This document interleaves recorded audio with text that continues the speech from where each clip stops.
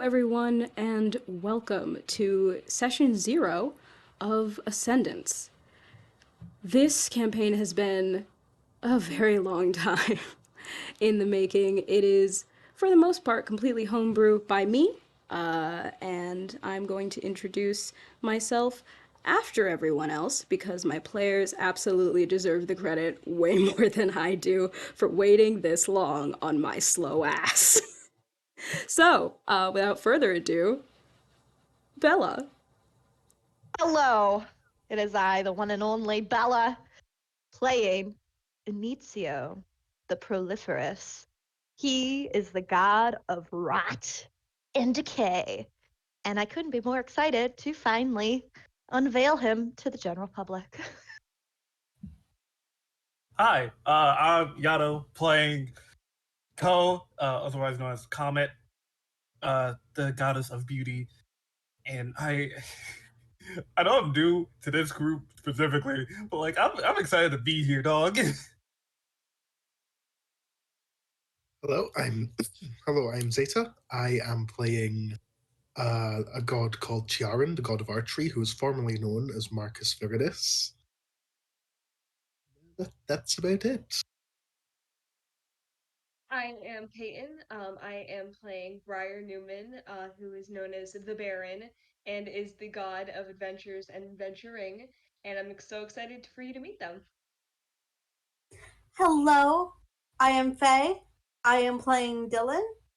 And yeah, I'm happy for you to meet them too. And last but certainly not least, me. Hello. My name is Atlas, and I will be playing everyone else as I'm the dungeon master for this campaign.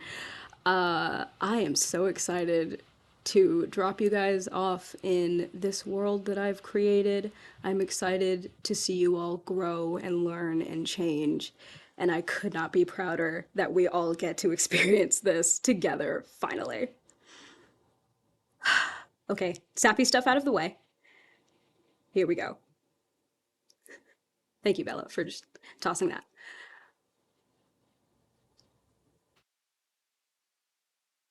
This world began as it will end, in darkness. There are planes and mysteries and beings and people that you will get to explore and discover and become. But before we get into all of that, I would like to welcome you all to the plane of eternity. Its long name is the Eternal Sanctum, but this plane of existence resides above the others. Eternity is a place where all gods and demigods go, whether dead or alive. It is only accessible by those with celestial blood. And yes, that does include the evil gods as well. You all live and breathe and are worshipped upon this plane of existence. And within eternity, you all have your own little pocket planes where you very frequently call home.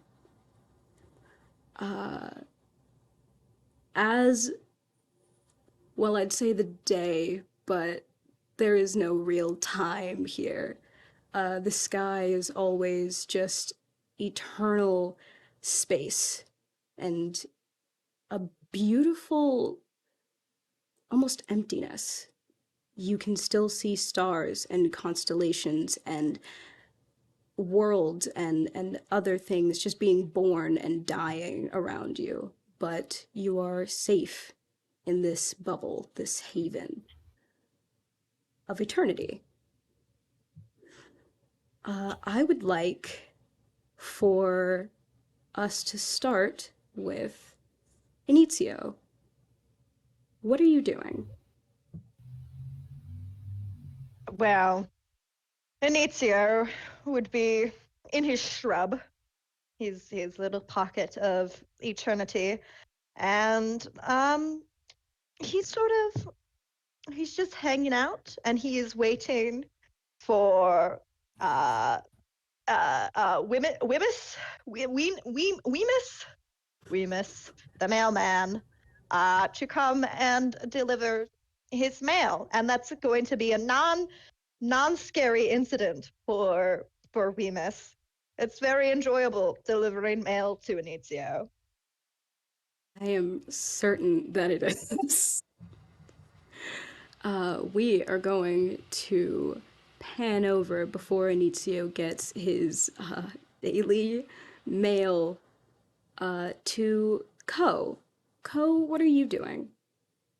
Ko kind of be like sitting by a fireplace with a nice hot cup of tea and using the fire as like a scrying uh looking looking glass to just view her uh worshippers and onlookers and just the general people. Awesome. As you look down into the ephemeral plane, where all of the mortals and lesser beings reside, uh, you do see a few, well, a many few people, either praying or sending burnt offerings or just overall excited to hear from you and hear your voice. As the goddess of beauty, you are worshipped by many. And those that can be both vain and understand the true meaning of beauty, however it is that you decide to teach it. Beautiful. We are going to head on over to the Chiarines plane of existence, little pocket plane. It's a little mini pocket plane that's a forest. Chiarin is, even as a god, has kind of gone reclusive, kind of fed up with people using his favor and offerings for their own gain. So he's kind of gone, even as a god, into reclusive mode and is just spending his days hunting in his little pocket plane. Um, Amazing. Even though you don't pay much attention to it, you have noticed that over the past 50-ish years or so, uh, your offerings have been getting a lot bigger. There seem to be more and more people who pray to you, who give you offerings, who worship you, and I don't want to assume that that the more you get, the more you leave. But how would how would you react to that? Certainly something he'd be curious about as to why that's happening despite his absence. So he'd maybe I don't think he would respond, but if there's a way he can like check why without Say you'd be able to, and you all have this ability to check in on your followers and the people who do worship you. You can just see into the ephemeral plane whenever you'd like to. That is an option. Um, I'm going to have you make the first roll of the campaign, actually, and please roll me. Um, let's make this investigation.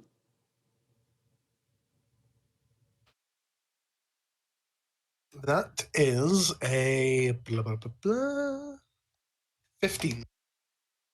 15, that's a good roll. Okay. As you look down into the ephemeral plane, you again see more people sending burnt offerings. You see faces that you don't know, and some faces you kind of recognize, but the memories aren't entirely whole and there. You have been a god for so long, it's difficult to retain who you were before. But still, there is a glimpse of people and green and a forest and a town and just all of these very vague places that you can see you are being worshipped in, except it's as vague as they are, it brings out a sense of confusion and home. Ah,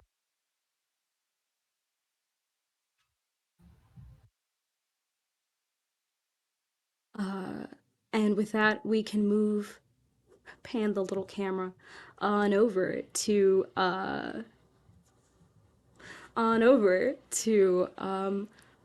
the Baron, who has the most intimidating god name of the group for some reason. Uh, Briar would be probably cataloging different flowers, like their scents and like labeling them to like their different different categories. Maybe making notes on some like that they'd be good for teas or something like that. And yeah, they're just enjoying their garden. Your garden blooms beautifully, as it always does. The weather is always perfect for every type of flower you plant, which gets a little confusing in your in your pocket plane because some of the flowers bloom the best in like opposite climates. So some of the parts of your plane are like really cold and the others are like really warm, but it works for you. Your garden is beautiful, and I just love that you're spending your time making tea. That's such a thing that warms my heart. And last but again certainly not least, we pan over to Dylan. Um, Dylan is just playing with their animals, feeding them, particularly a wolf. I'm just enjoying the time. So, um you all, and I'm going to do something cool here, because I'm extra. So you all receive a letter, either through magical means or initio. As you look outside and wait patiently for who you know is going to come, Weemus, the god of messengers, and and nope, just messengers. Weemus, the god of messengers, walks through the shrub, very confused. As you know, the shrub changes form depending on who enters it, and it is only really ever safe for Inizio. So Weemus is once again kind of shaking in his boots, walking through, trying to find your home, question mark, if you can call it that. Eventually you do see him, definitely before he sees you, walk towards your door. You see him breathe a sigh of relief and just walk briskly towards the door. Doesn't even try to knock, just absolutely tries to put the letter either through a hole in the door or just down, is trying to escape as quickly as possible. I'm a cast entangle. You- As soon as his hand reaches out to put the mail through the slot is just gonna and like just grab his hand really quickly. Beautiful. You cast Entangle. Do I have to make, is that a dexterity save? I don't know. I don't have any spell description. I got you. Hold on. It's a level one spell Please, that I will cross off please that mark I that no off. longer Yep. have. I feel like it Nice. doesn't matter. He rolled a 9. That does not say if my DC is 18. Yeah, doesn't matter. So Do you have mail for me, Weemus? yeah.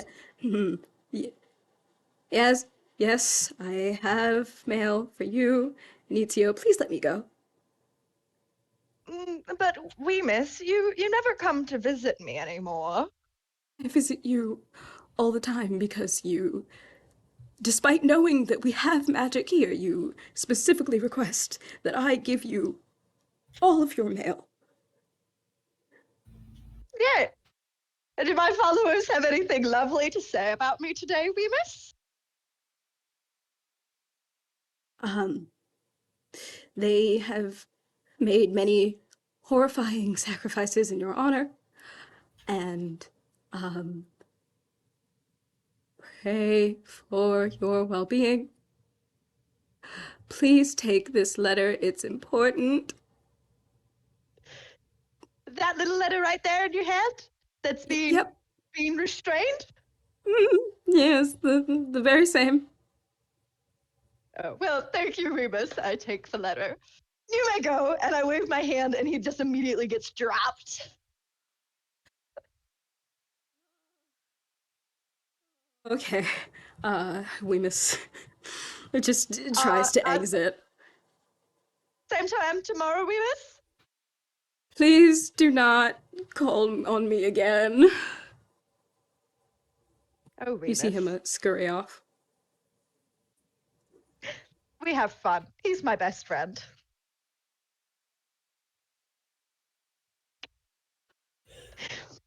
What's this letter? Ooh, an invitation to see the council? Yes, you all open your letters to find, well, or rather, the letters open themselves magically. Howler. Is it gonna start yelling at me? It does not yell at you, however, the letter does read in multiple voices for some reason. There's an echo that comes from nowhere. To whom it may concern, the Celestial Council has requested your presence. This matter is of the utmost importance and must be shared within the privacy of the council hall. This summons is to be immediately obeyed. More information will be provided as the meeting begins. Always, the Celestial Council. And as always, their symbol is on the bottom of said parchment, which burns into silvery stardust and disappears.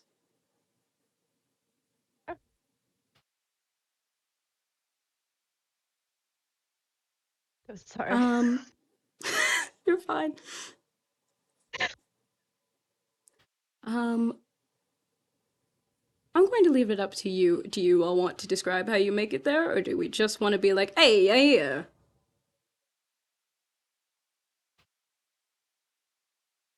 I mean, I don't mind describing myself. How I Yeah, you know get what, there. Ko? How do you get to the Celestial Hall?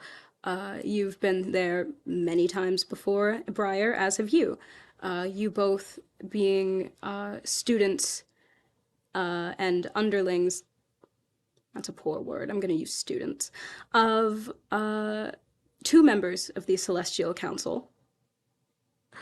I feel like with Ko specifically, it's a little different each time. This time around, she like closed the scry looking glass and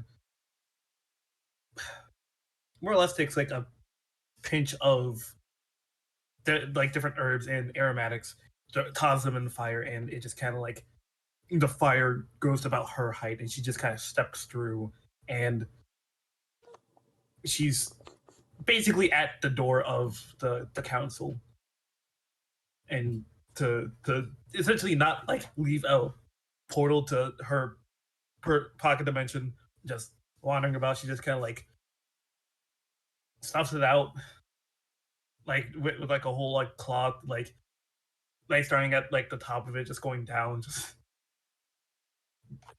yeah, very bottom, just like stomps it out, just like okay, fuck it. Cool, that's it, done. Okay. I feel like for Briar, it's pretty much the same each time. I feel like it's very meditation heavy, um, or just like taking the time to close their eyes, focus on any details that they can remember of the building, anything to kind of like conjure this image in their mind, and then like taking a step forward would kind of be transported there, kind of, if that makes sense. But then again, we're in D&D, so what logic does it need? Um, so taking a step forward, Precisely. they're kind of like transported to the building. Awesome. Uh, yeah, you absolutely do that. Get into a kind of deep meditative state, step forward, and Briar just kind of appears beside you. Um, Oh, sorry, I'm still not used to it. Me neither. I never know where I'm gonna appear. Actually, luckily this time it was by you. um, as the rest of you arrive, you all find yourselves in front of impossibly large doors. They have carvings that are innate and beautiful, carvings of the beginning of the universe, of the celestial council itself, of time, of space, of prophecy, of life and death. You see all of these things, and each member of the celestial council, as there are five, uh, plays their own specific role within this still of a story. As you all make your way to the doors, they open. No one necessarily opens them, they just open on their own.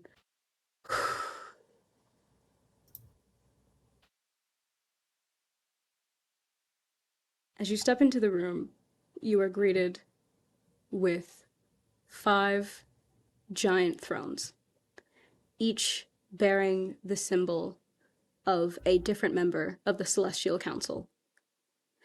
In the middle, the dead center, is the symbol for Namir, the god of life, death, and the universe, creation itself.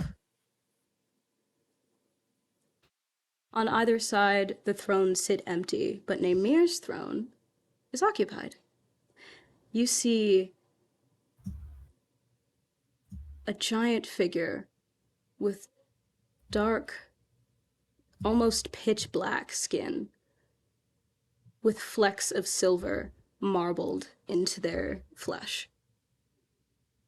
They wear a cloak that conceals their eyes, that runs all the way down their body in a flowing, beautiful outfit. And if you look close enough, you'll see that the outfit they wear moves and shifts with stars and asteroids and just births and deaths of the cosmos itself. Within this room, you are surrounded, as you always are in eternity, by space. You can see it outside of this kind of dome-ish area, but it is Namir's first creation, and they want to put it on display. As you all walk into the room, Naimir notices you all, and though you do not see their eyes, their lips smile. Ah, I see you all have received my invitation. I'm glad. I have a particular mission for each of you. Now, this mission is important. It must be completed. And you cannot say a word of it to anyone outside of this room.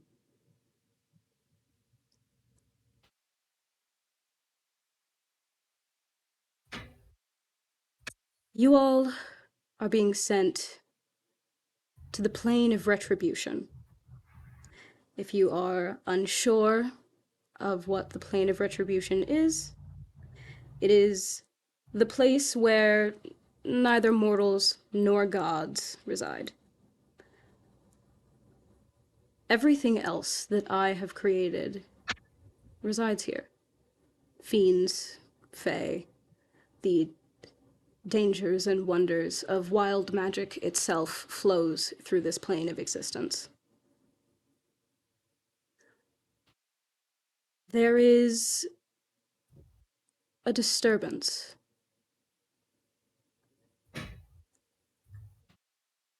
I have sent my greatest warriors to find and eliminate this disturbance, but they have not been able to get close.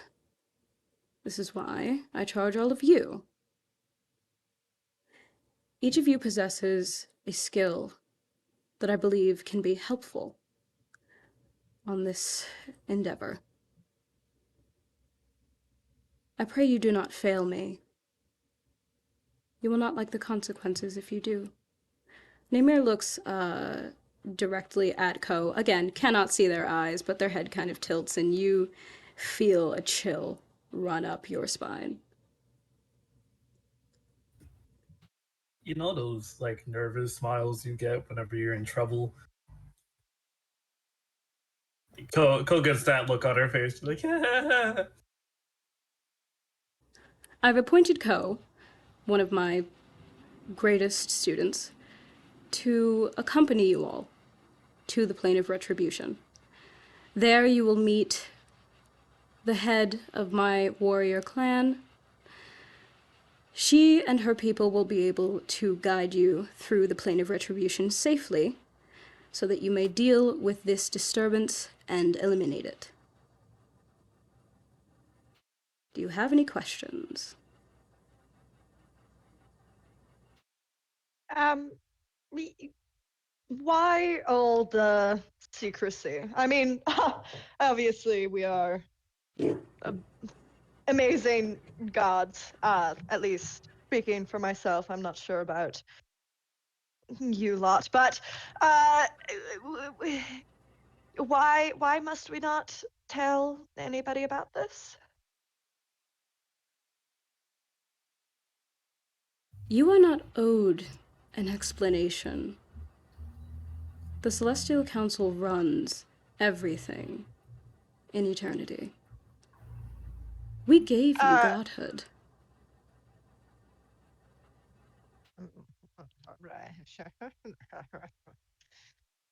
Right. Okay.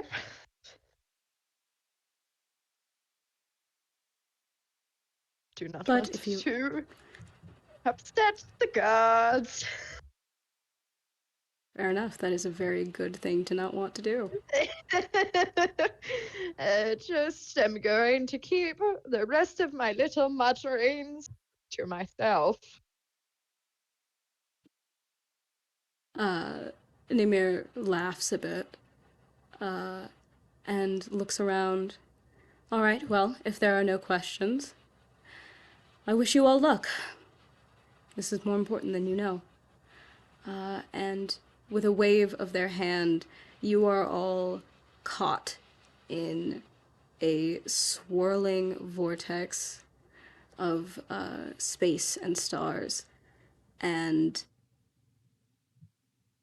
you blink, and you are suddenly in a field of pink grass.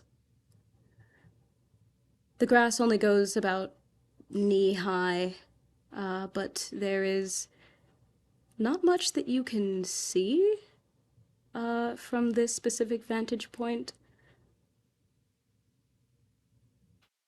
What would you all like to do?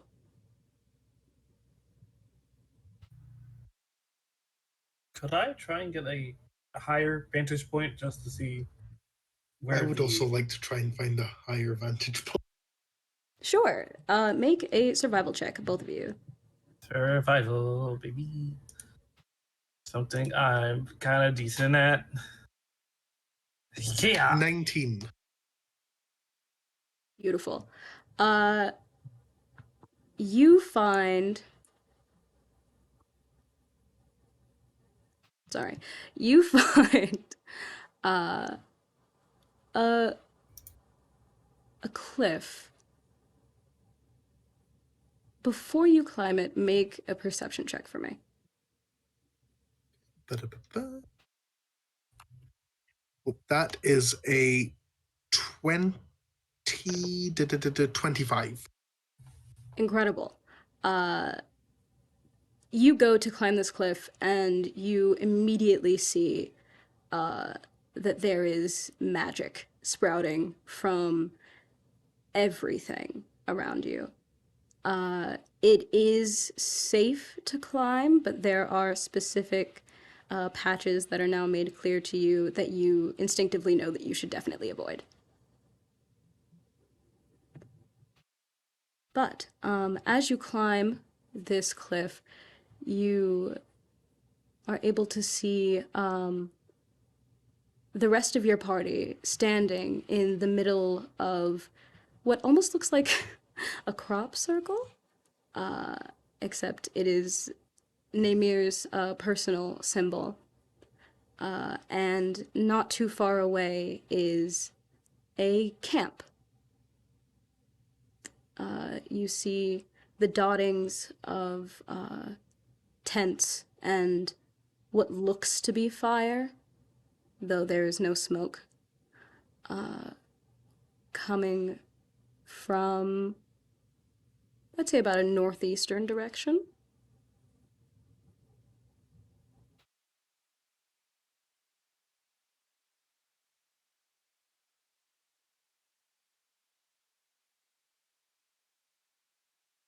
I will I'm going to also let the say, other. okay. I know you go first. I will also say, if you look to your right, you can see the ocean, or what looks to be an ocean, farther away. And to your left is darkness.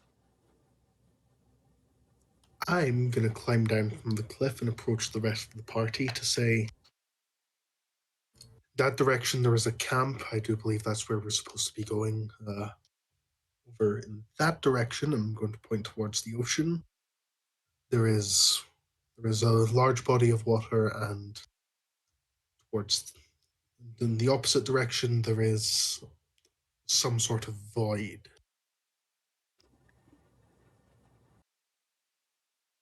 Well, I suppose we should probably start making our way towards the camp.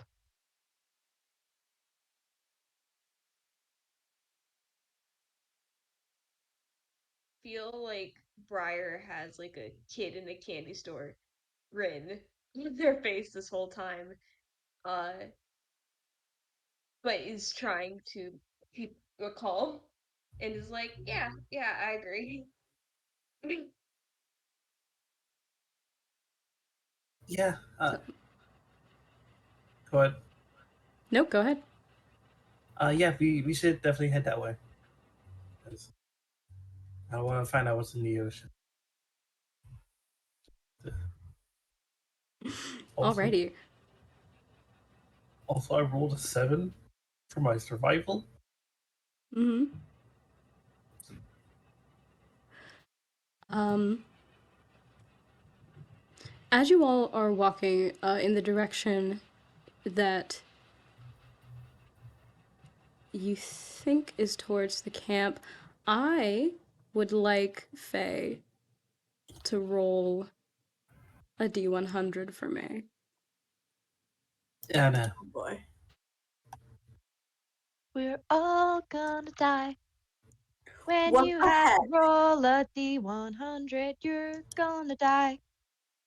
That means the GM is up to no good when they ask you to roll a D100. Well, I am dead. Oh, What did you roll? A 12. Okay, well. Oh, okay. As you all are walking, uh, yeah, sorry. As you all are walking through the pinkish grass, Dylan, you notice your skin begin to change. Not in texture, but in hue. Your skin begins to slowly become a vibrant shade of blue as you are walking. Everyone notices this. I'm not even gonna. Yeah, you guys definitely see Dylan's skin just turn blue. Are you okay? I blue, da ba dee da ba dee.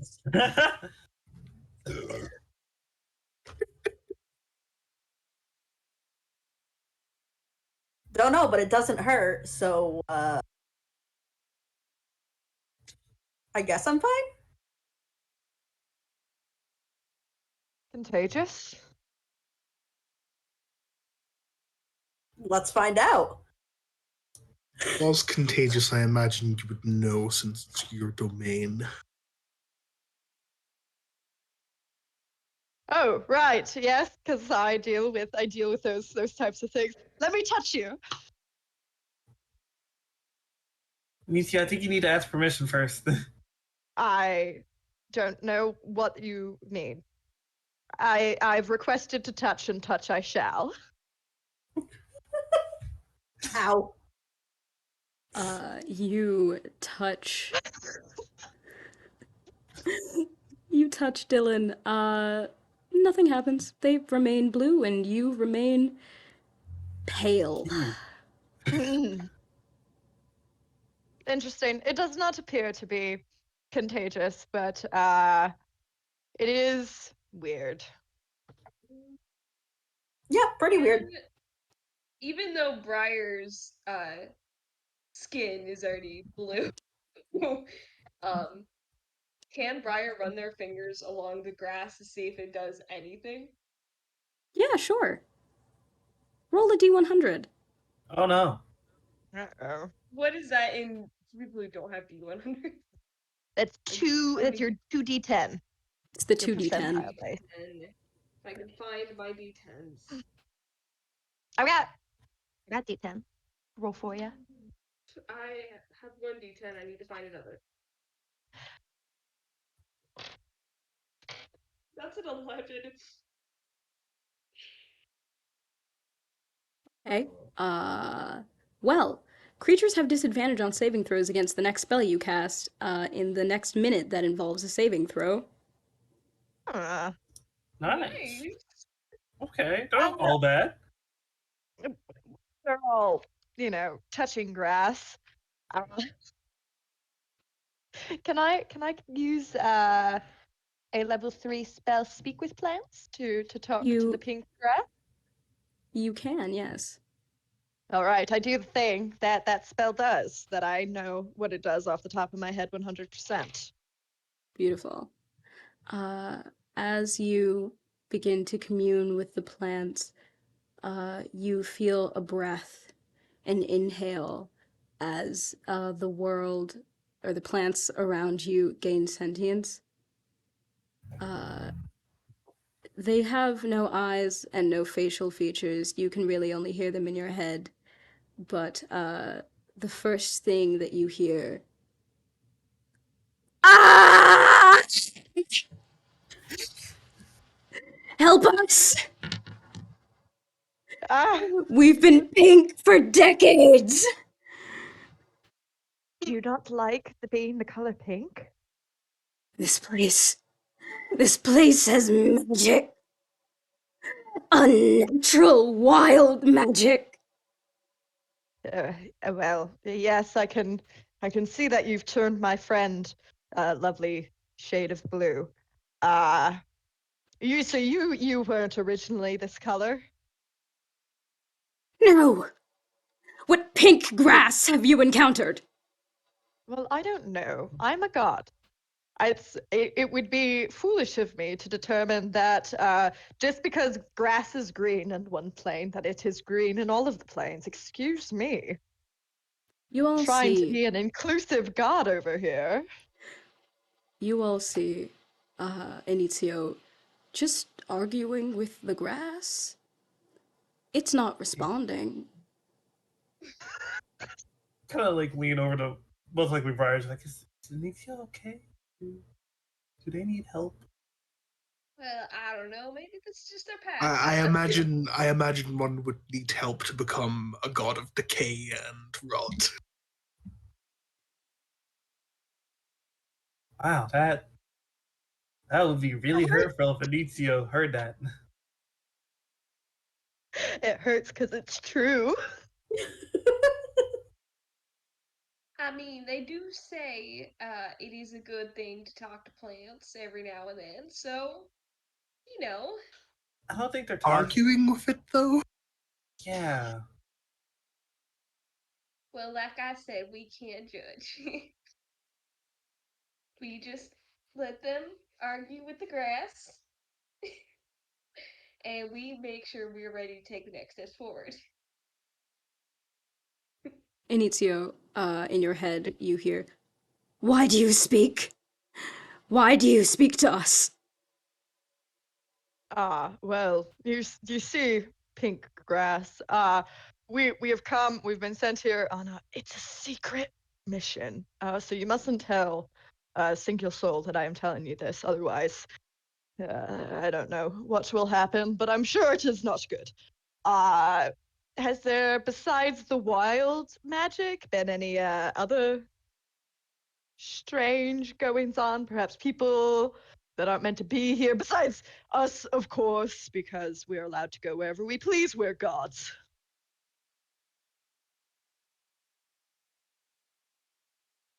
You. There were others besides you. Bipedal. Yes, They liked to step on us. ah, right. And so which way did they go? They cut down a tree not too far from here. No, My tree, dearest you Gregory. say. Not all right. So you say we'll find the mutilated corpse of Gregory somewhere, and then near that corpse we'll find the people we're looking for. They are people. I do not know if they're the ones you are looking for.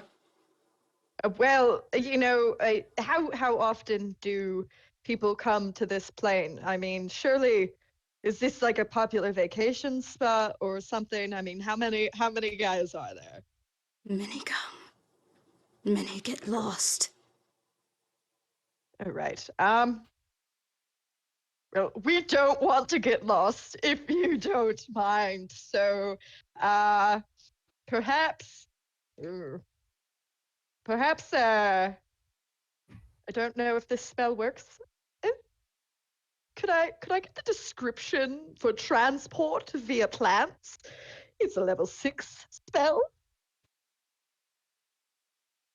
Transport via plants. I know that spell. I believe it has to be a plant that is big enough to encompass you? Well, it's grass. We just all lie down in it. We'll go rolling down some grassy hills, and then we will be rolling down other grassy hills. Going to say That makes sense that because grass blades are not individual plants; they're massive networks of like single plants. God damn it, Zeta. Thank you, Zeta. I appreciate it. Fine, I'm going to look up transport beam. Nice. Guys, I'm about to save us a whole lot of walking.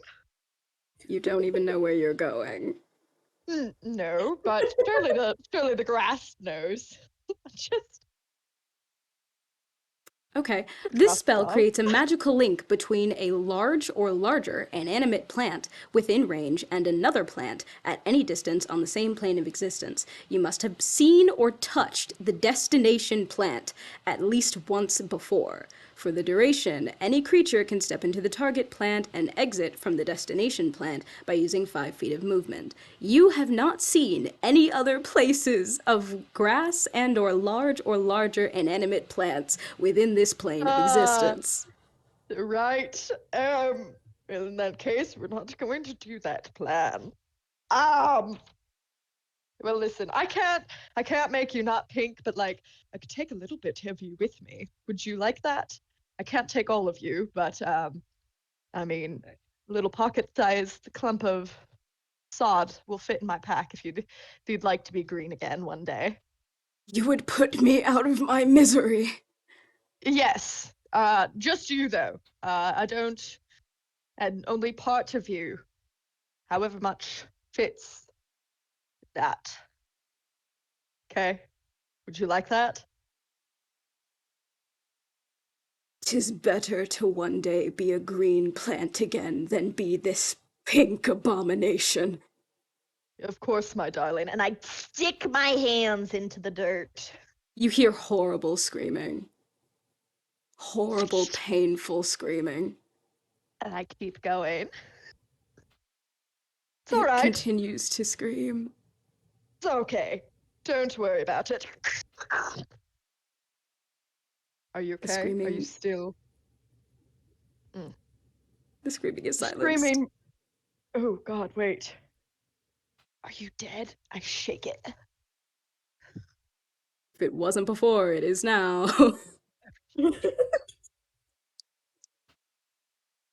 I put it in my pack anyway. Great. Uh, you all saw Anitio talking to grass and then rip it out of the ground and put it in their pack. Is this something you do often? I do not know to what you are referring. Coming to the Feywild? No, not something I do often. I mean, plane of retribution, not the Feywild. Ha ha ha ha ha ha ha. Feywild, I don't even know what that word is or where that could possibly be.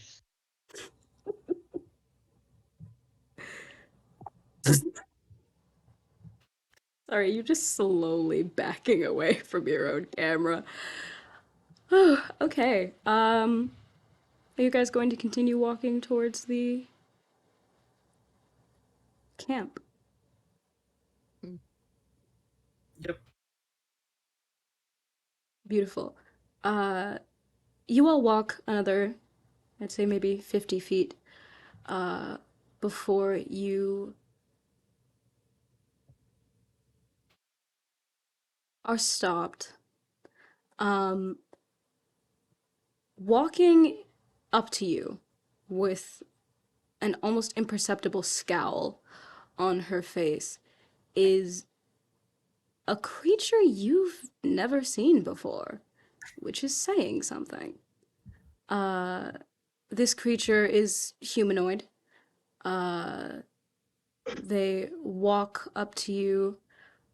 Their 4 separate arms swinging by their side, but one of their hands is resting lightly on the sword attached to their side. They wear metal plate armor. The armor is not silver as you'd expect. It is again, a dark, almost black with spatterings of star like patterns and shapes. You see in the middle a crest that is Namir's symbol. This person walks up to you, looks at each of you in the eyes, and then she removes her helmet. The helmet is very Spartan in appearance, pointed ends, but the face is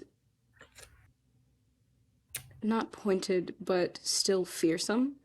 She has full lips and scars along her face and what you can see of her arms. Her skin is a vibrant purple with galaxies and stars moving along it. You can see pointed ears like that of an elf, except these ears are slightly longer, and one of her ears in particular has a bite mark ripped out of it.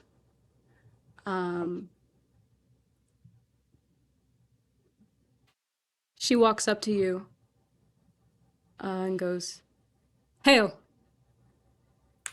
Why do you all come?" Yeah.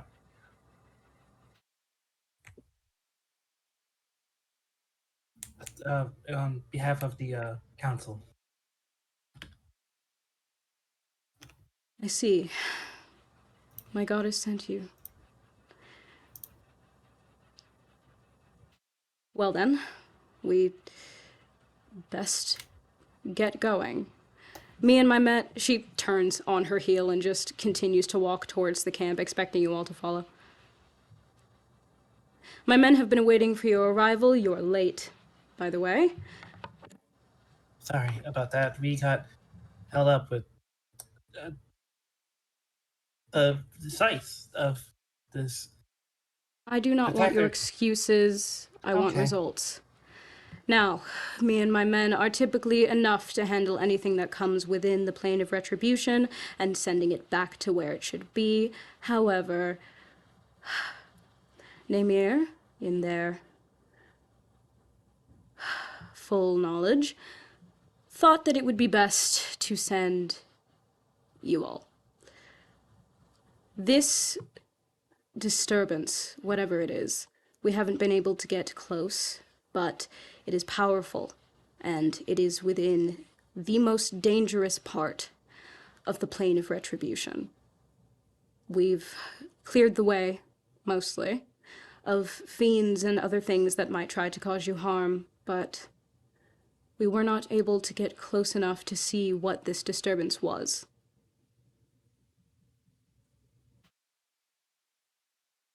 We are also here to guide you through the plane of retribution to ensure that you, well, don't die. Thank you so much for your assistance. We appreciate it. You Such should. confidence in us. No, I have zero confidence in you. I truthfully think that Namir made a mistake choosing any of you. Not you, Ko. Oh, I know you. Thank you. Well, that's a I'm lot of sorry. strays I'm today. sorry. You're saying you would rather have Pretty Princess in Pink over in defense. That's I just want to. Nothing is of course wrong with pink. It's a color Ko that is a grass definitely determined... wants to be. So many strays today. What the fuck? Ko is a determined disciple of Namir, god of life, death, creation. I was one of their first creations, as we all were. And she turns and looks back to her men. They all also wear the same armor, same forearms, same battlement. And you, elf, are technically one of my descendants. I would watch your manners toward your elders.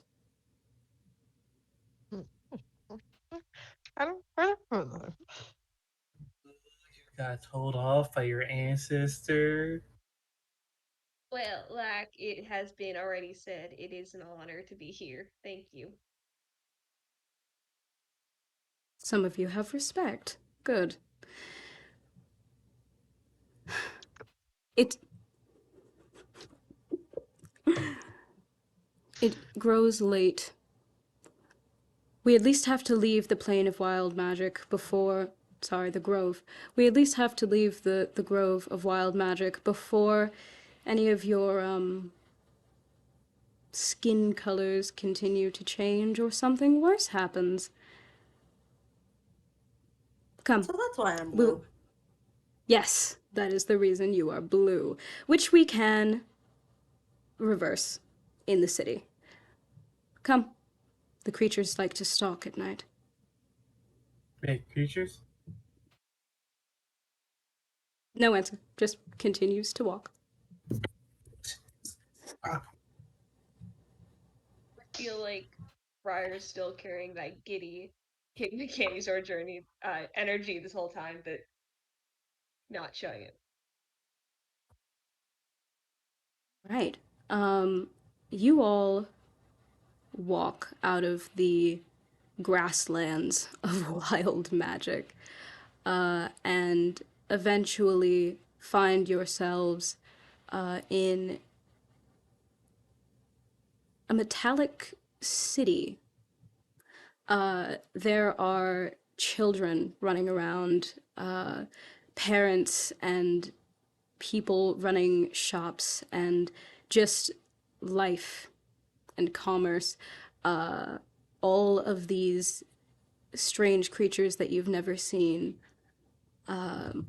There are creatures that definitely reek of fey magic, some with wings or more bug like appearances, but most are the astral elves, which you have encountered. That is, by the way, what they are, the astral elves. These four-armed elves lead you towards what seems to be a grand city hall. The woman who met you in the I know words. Mm-hmm.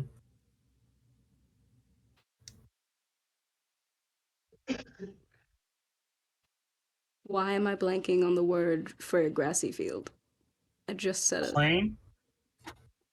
Yes, but no. Grove. Savannah. Thank you. Savannah also works. Synonyms. Anyway, she leads you through the city. She doesn't really spare a glance towards anyone else, but you can definitely see that she holds her head up with the air of someone who is in charge. The people around all stop and stare and admire, and the ones in a similar uniform to her kind of nod their heads in respect or bow as she walks by. Some of them give the same respect to you all, being gods, but many of them acknowledge her authority much more than yours.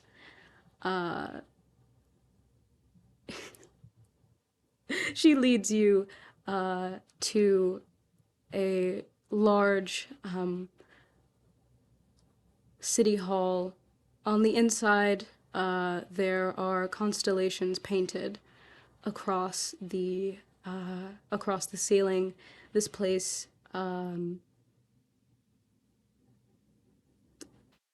it's a very basic city hall. You also see many soldiers kind of running around, doing tasks, just random things and upkeep. She leads you up some stairs and to a few different rooms and kind of stops and turns and looks at you again. This is where you will be spending the night. It is, again, dangerous to wander during this time, so we will head towards the disturbance in the morning. Do any of you have any questions?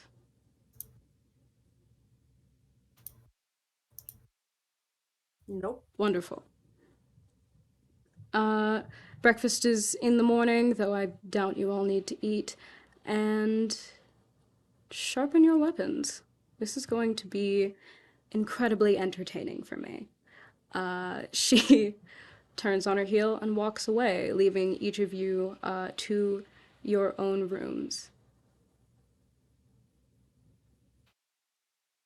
I will say, in the plane of retribution, it is impossible to tell time. You, there is just kind of a perpetual both sunrise and sunset. The sky never changes. It is very confusing as to how she knows that it is nighttime, but apparently it is. Is there anything you all would like to do or prepare for the next day?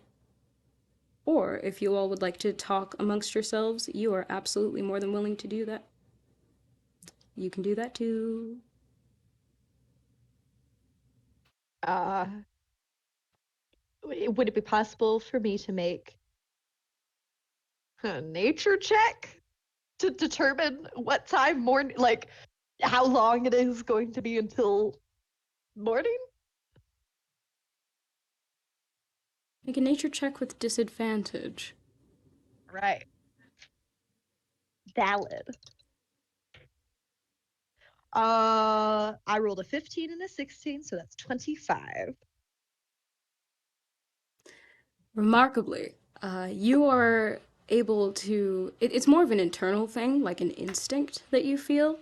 You know that morning will come in around 6 to 8 hours, so each of you will get the benefits of a full rest,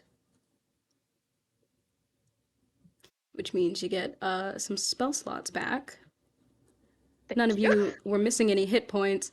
Also, Faye, before you go to sleep, you hear a knock on your door.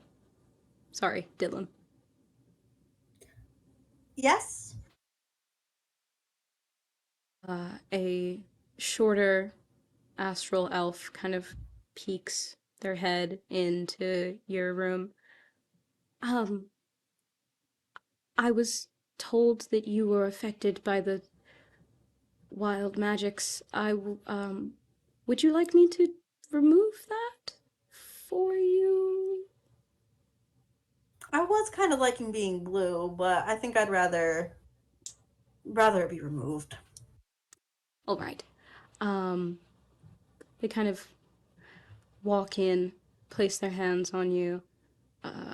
Their eyes glow for a moment, and they breathe a sigh of relief, and your skin returns to normal as they cast the Remove Curse spell. Thank you very much. You're welcome. Oh, and I wish you and your compatriots good luck on tomorrow's mission. I don't know much, but I know that it is very important and potentially world shattering, or at least that's what I've heard. Um, so good night, and they leave.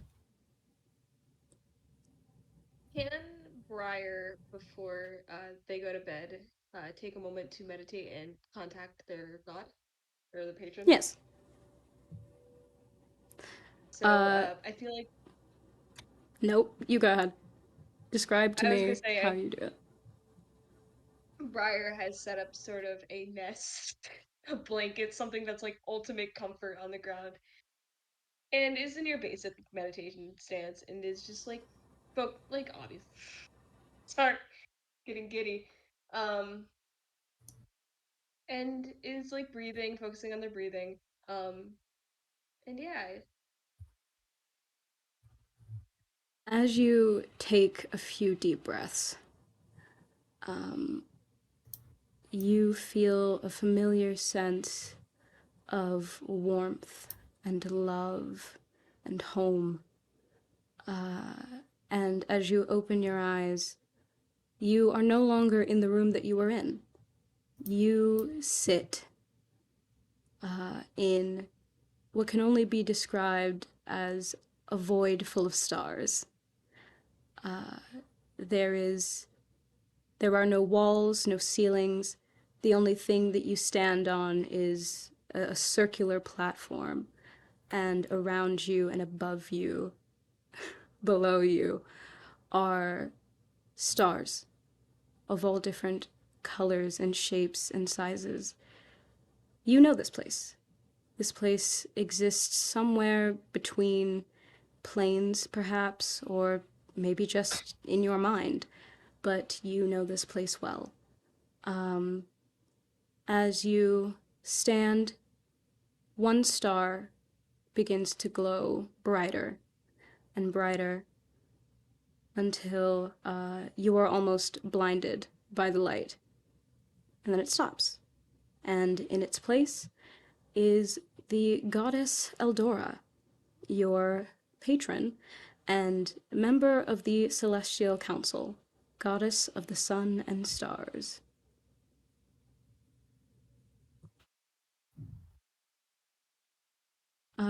Even in this form, she is very much like larger than you, but she kind of shrinks herself down, still in an otherworldly size, but more of a I'm talking to you and less of an I'm talking at you. yeah. She just wants you to feel comfortable. Eldora looks at you and smiles, and she goes, "Hello, my little sunflower." Hello. Uh, I just wanted to check in with you because we were just sent on this journey, and I thought it might be best to get some wisdom from you going forward because I have no idea what we're in for. You see, you know what? Make an insight check. Alrighty. Let me find the D20. Dirty 20.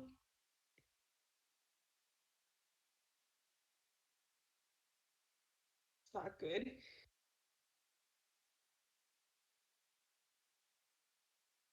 Insight, you said? Insight. That is a 10. Okay.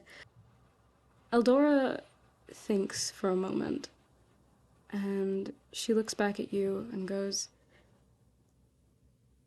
"My precious sunflower, things are not. I cannot tell you everything. What I can let you know is this mission that you have been sent on is more important than you think. There are many dangers, many trials ahead. But know this, I am with you, and you and the people you travel with are meant to be here, meant to do this now. I cannot give you specifics, but I can help you in any way, any other way, if you ask." Well, thank you. Uh, it's just, this is a big journey, and I thought it'd best to consult you before just running headfirst into it.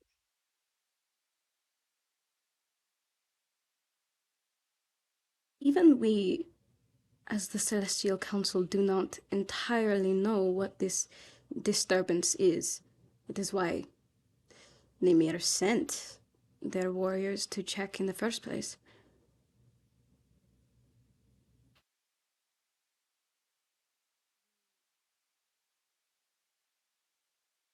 As much as it seems that you are simply doing our bidding, we need you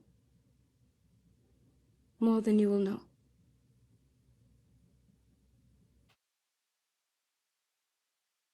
Thank you.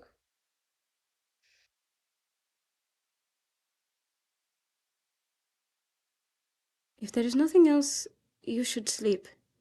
Tomorrow is going to be a very harrowing day for you. Well, thank you. She kind of takes your head in her hand and gives you a little forehead kiss and disappears.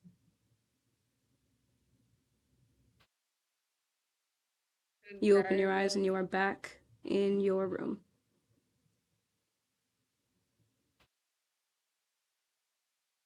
will take what Eldora said and get ready for bed. Brilliant. And while you guys are sleeping, let's take 15 minutes. Is that cool with everybody? 15 minutes. Yep. Sounds good. Awesome, because my back hurts and I need water. Mhm. Anywho, you all awake, and as the sky shines through your respective blinds, it's still the same. It has not changed since you closed your eyes, but you know that it is morning because there is a much larger bustle within this city hall that you have been sleeping in. You hear soldiers outside your door running around, still doing tasks, but definitely with the energy of like men who got to go to sleep. You can all smell breakfast and porridge being made, and you can choose to make your way down to the kitchen or explore, try to find your guide. It's up to you. What do you all want to do? I to indulge in something since we're, not exactly dealing with godhood duties. I'm gonna eat breakfast. Cool. Briar will do the same. As Yeah, it should. Dylan's gonna go straight to the breakfast. Marcus is going to look for our guide. Anitio is also going to be looking for the guide. Wonderful. Okay, so we have Briar, Dylan, and Co. all immediately making a beeline towards the kitchen. It's not hard to find. There are soldiers walking in and out with walking in with empty bowls and walking out with full ones. It is very much a like there is a big pot of something that everyone is getting spoonfuls of. And you guys get your plates. You can sit down wherever there is like a very long table that you can sit and eat at. I want it to be known that you do not have to eat because you are gods, but if you choose to do so for fun, you absolutely can. You don't know what that sound was? Gonna ignore it. Everything breaking in the background, actually. Sorry, that was Well, the sound of my will breaking.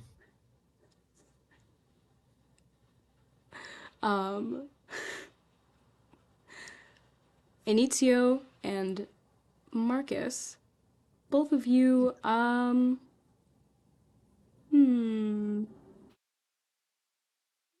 investigation checks.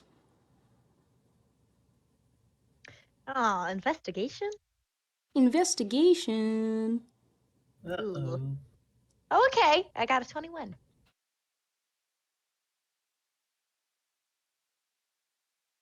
Okay. Marcus.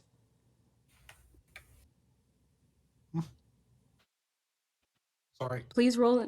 Nope, you're good. Roll an investigation check, please.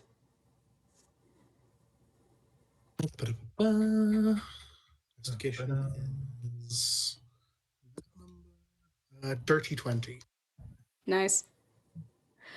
Okay. Yeah, you both blew the threshold out of the water. That's great. So you both look around for a moment in the hustle and bustle, trying to figure out where your guide from earlier went. And as you both approach a hallway, you notice that there is an open door. It is slightly ajar, and if you look inside, it seems to be some form of like I almost said desk, some form of the entire room is a desk. You heard of Bar. a padded room. Now here's the desk room. Library It's an room full of desk. All the surfaces are made out of desk. It's just all mahogany. the surfaces are desk. The deskening. Desk. Yeah. Do you? Well, you see a slightly ajar door, and you do hear your guide inside talking in very hushed tones. What do you do? Obviously, I go and I listen. I listen to what they're talking about. Obviously. All right, make me a stealth check. Marcus, do you want to do the same? No, I'm just going to make my presence known for knock at the door. Okay. So, Marcus, Do I still roll? yes, you can still roll. 18? Okay. Uh, hold on. Okay. Um, your guide, she looks up at the door, noticing you, Marcus, and she very quickly puts away something into her desk. I'm surprised you even managed to find me here. Yes? What is it? I am reporting for duty, of course. We do have a threat to push back, do we not? We do indeed. All right. Gather your party and your gather your party and your friends. Meet me in front of the city hall in 5 minutes. Very well. She goes back to looking at something on her desk. Make a very quick insight check for me before you leave. That is a nat 1 totaling to a 9. Love to see it. Love to see the nat ones. First nat one of the session. First nat one of the campaign. Oh, sorry, You yeah, don't notice campaign. God. anything. You don't notice anything.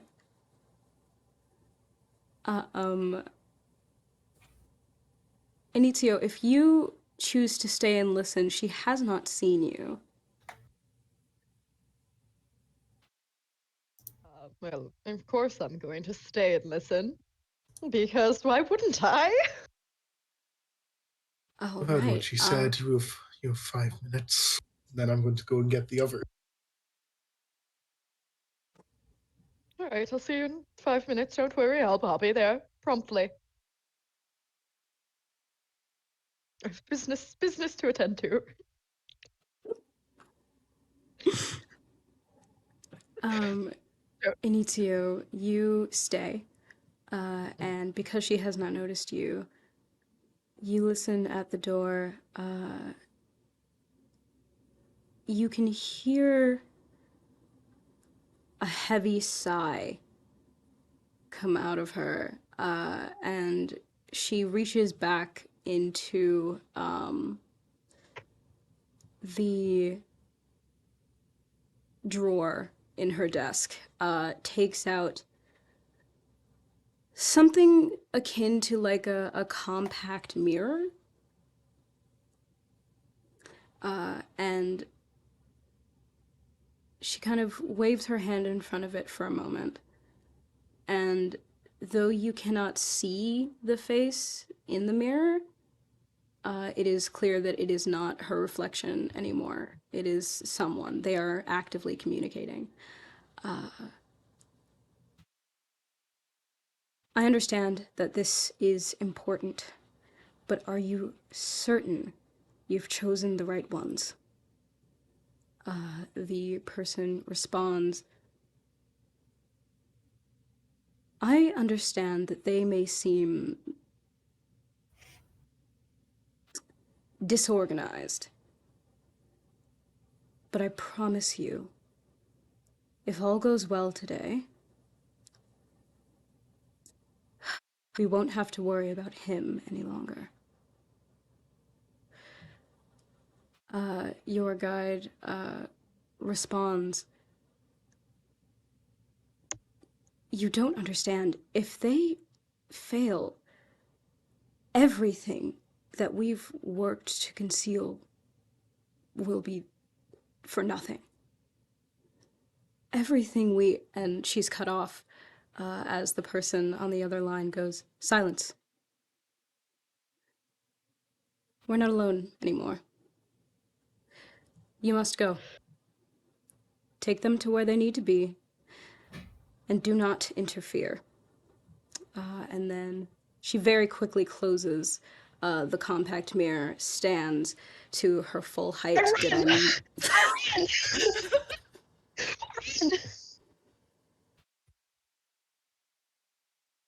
I ran! Quietly, I run. Oh, you make a stealth check with disadvantage because you're running.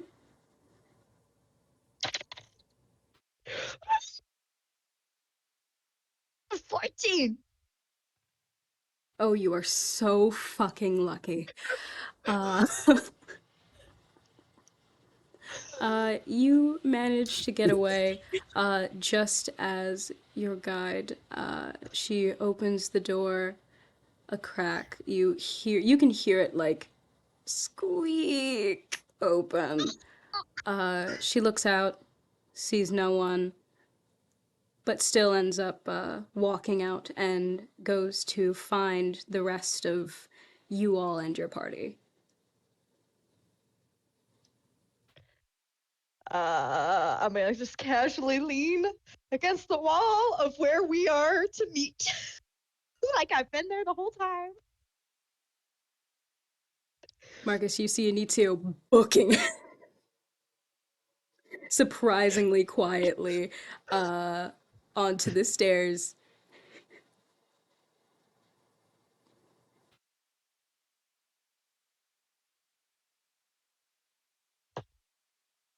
Hey,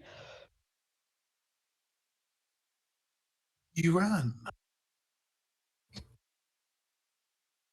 uh, uh, yes, quite, for its great exercise.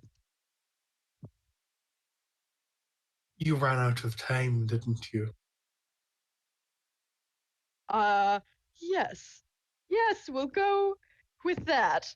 I didn't realize how late it was, and I did not want to, sully my reputation with our dear guide, Well, you with still whom to get here before the guide, so you should be fine. yes. Nothing suspicious at all going on. I have a question. Marcus, did you tell the rest of the party? that you guys were Yes, I supposed to did. I meet did say in the? that. I did say that's where I was going. I did say that's where I was going. Okay, all right. So you guys who were eating breakfast do know to meet in front of this the building.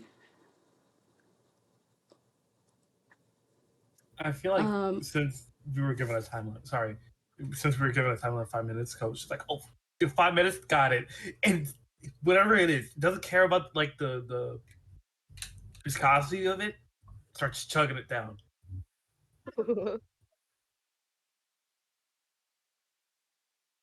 See, I'm tempted. I'm tempted to make you make a Constitution saving throw because what the fuck? But also, you're a satyr I and part second that.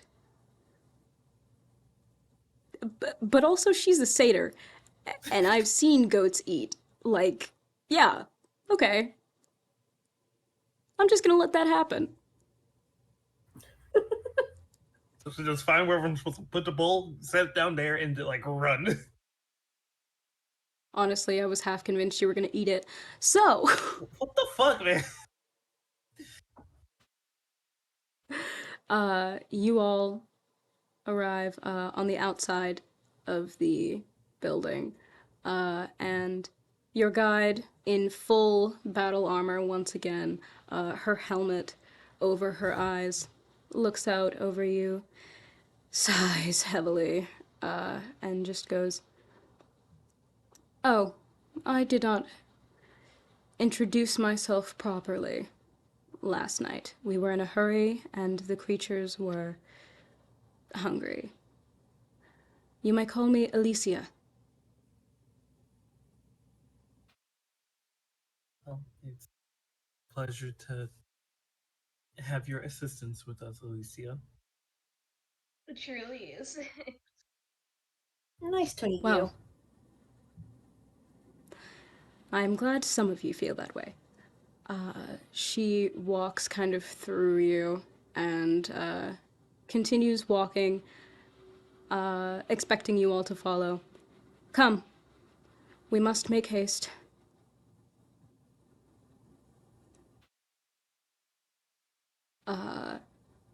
As you all walk, you notice the grass around you begins to get dimmer. It feels devoid of life and kind of just dead as you continue to walk, which is strange because surrounding you is a dense forest. You can no longer see the sky, any part of it. You are surrounded by trees and darkness. How many of you have dark vision? I don't know if Crier does. I believe Tieflings, yes. tieflings, yes, tieflings do. Tieflings have Yeah. tieflings, elves, dwarves. Wait, what's everyone's race? Human. I Human. Human? No. No. can tell you right Well, now, I don't get dark vision. Yeah, satyrs, I don't think. So it'd just be Briar and I. Great. So Briar and Anizio, you guys can see in shades of gray up to, what is it, 30 feet? I do Yeah, slightly I think You glow have in the dark, bow. though. You do slightly glow in the dark, and you also have the bow, which gives you dark vision. Does my bow do that? 1 second. It does. We can figure that out later because I would like It to does. Aha! cast. We could. Well, we could definitely use that some other time because I would like to cast light. Okay. You cast light. You know what? You tell me what your magic looks like. It. Oddly enough, it starts on Ko, like a lot of different, like, to put it best how I'm seeing it in my head is different flowers, weeds, plant life kind of starts on her the fur part of her satyr body. Like she plucks it from her thigh, and a lot of different uh like mushrooms and whatever else she needs starts squirting from her hair. She plucks that too, and she kind of smushes it into a ball, and with a handful of dirt, she just kind of like scooped off the ground, and the ball just kind of starts glowing, this bright light, and she just kind of she's looking around for a place to essentially kind of screw it on, but she kind of just ends up using her own walking stick as a point, and just kind of like you hear this weird, almost wet squish, like okay, that works. All right. Alicia looks back at you with a glare, but doesn't say anything as she continues walking. Hmm.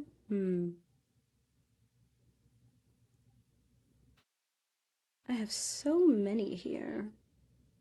I don't like how you said that. I just, We're all going to die now because Yeah. you decided to put a homing beacon on us in the middle of this creepy ass area, which I feel actually very comfortable with. I like this place. well, I I like mean, what they've done. not all of us can see in the dark, HCL. So Well, I'm sorry that some of us are better than others. Well, I have to agree. This light is really enlightening.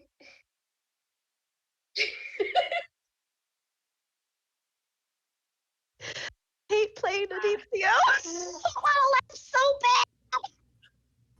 See, I don't want to laugh so bad, just but I broke. have to. I just broke. I do it every time, basically. Reactions.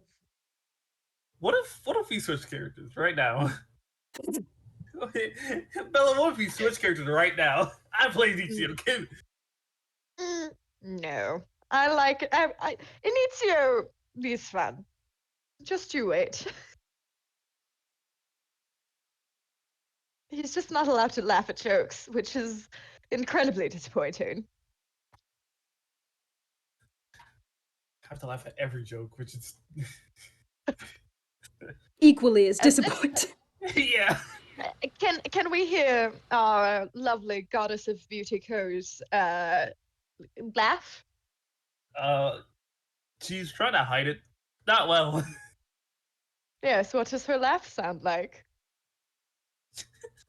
I'm making you act now. You must you.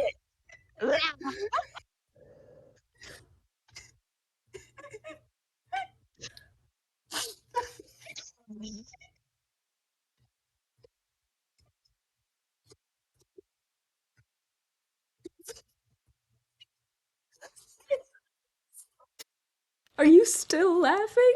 Are you okay? Excellent. I broke him. It started off in character, then it slowly devolved out of character. Or vice versa. I don't know which way it ended, but like it definitely ended out of character. Cause like you pressed me, I'm just like, hey, this I feel like my flight or laugh response kicked in. And I was like, I can play this off. I can play this off. And I kept laughing. Beautiful. As you all continue your journey, Alicia, actually, I want all of you to make 2 rolls. We're Oh. special here. Perception. Yep. Perception and insight. I'm good at those. Oof. Alrighty. Why? Oh man.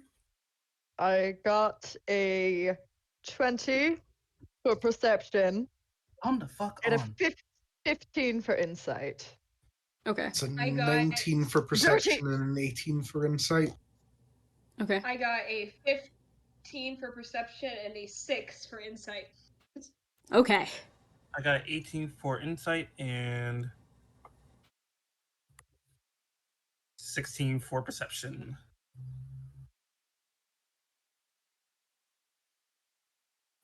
I'm having issues. Oh no.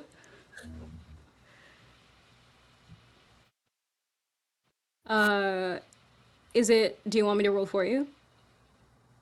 No, my character sheet just closed out on me again. Oh, Oh. that's bad. Oh, niet. You know, if you just like press Ko enough, she will just start laughing out of fear.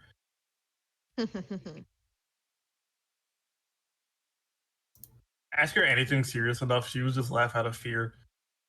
Okay. Of what? Who knows? So, Ko, have you ever thought about how you'd kill a man? Perception, and what? Perception Insight. and insight.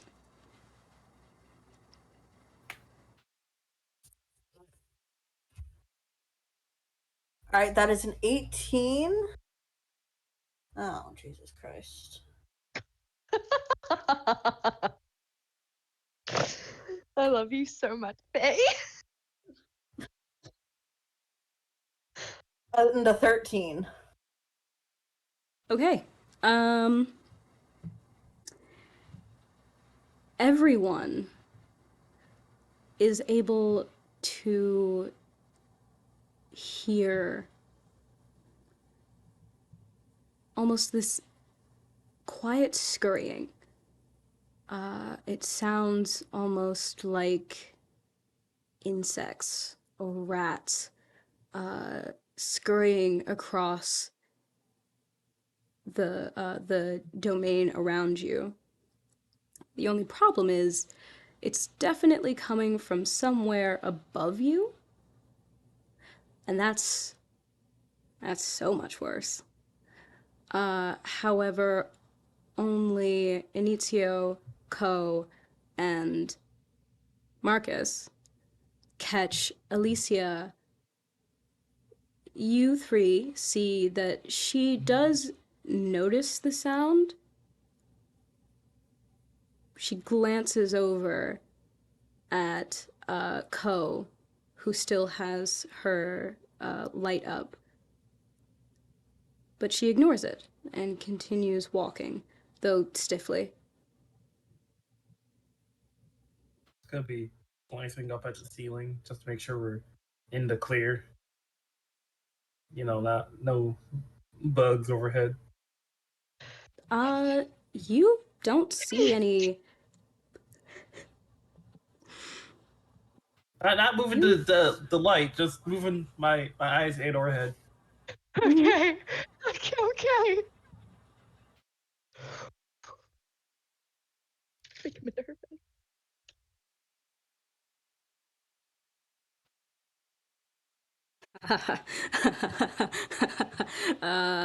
I'm reading up on the monster.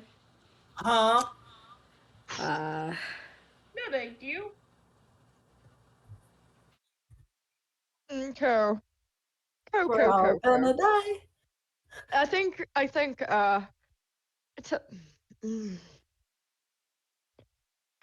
If you can't see in the dark, I could hold your hand. Just maybe we could put out the light. Okay, that can work. Sorry, I Mm-hmm.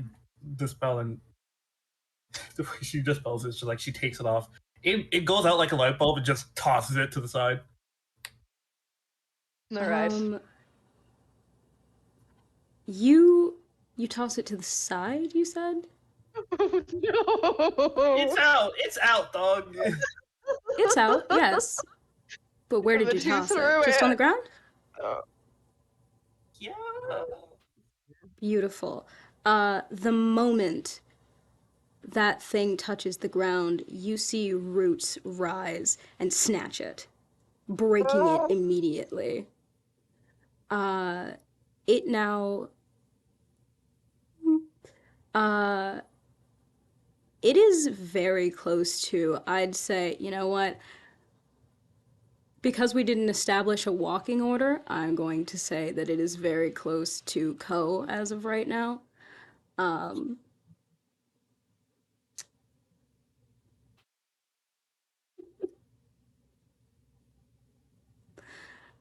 the vines you see grow in size and kind of conglomerate into this eyeless beast before you. The vines that it's made of continue to writhe and writher, and it suddenly attacks you, Ko. I want you to make a dexterity saving throw I can do that. with disadvantage. Okay.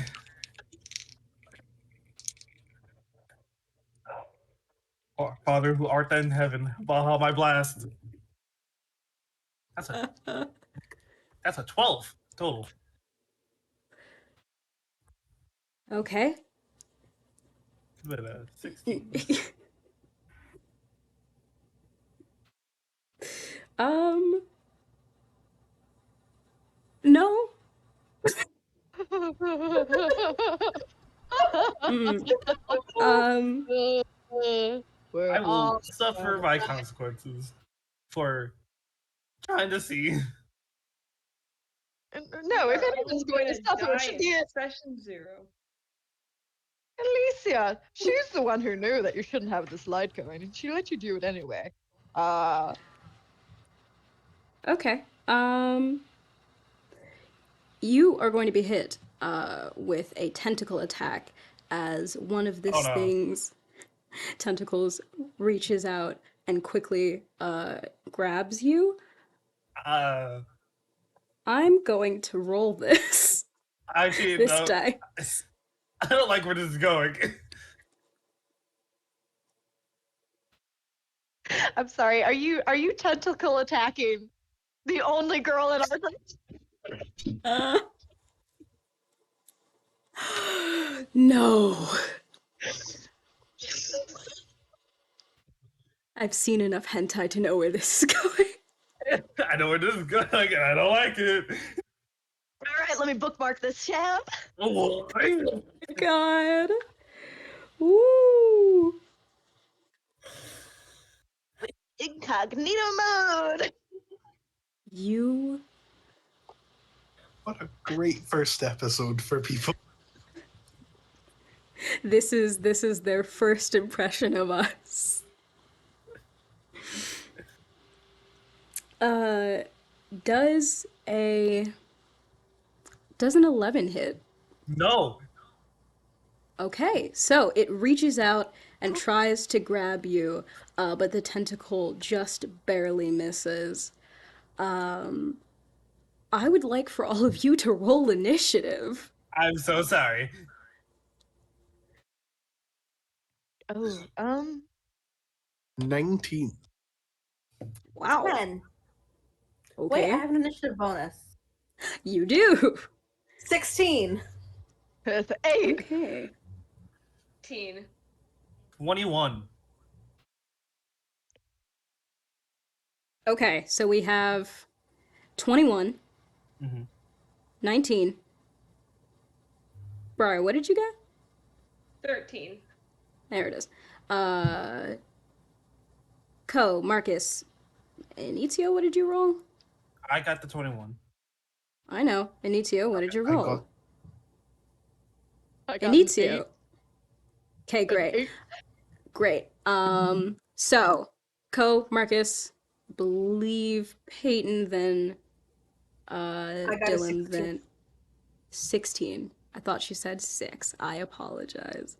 Still would have been wrong. 1, 2, 3, 4, 5. Cool. And okay, Ko, top of the initiative order. What do you want to do?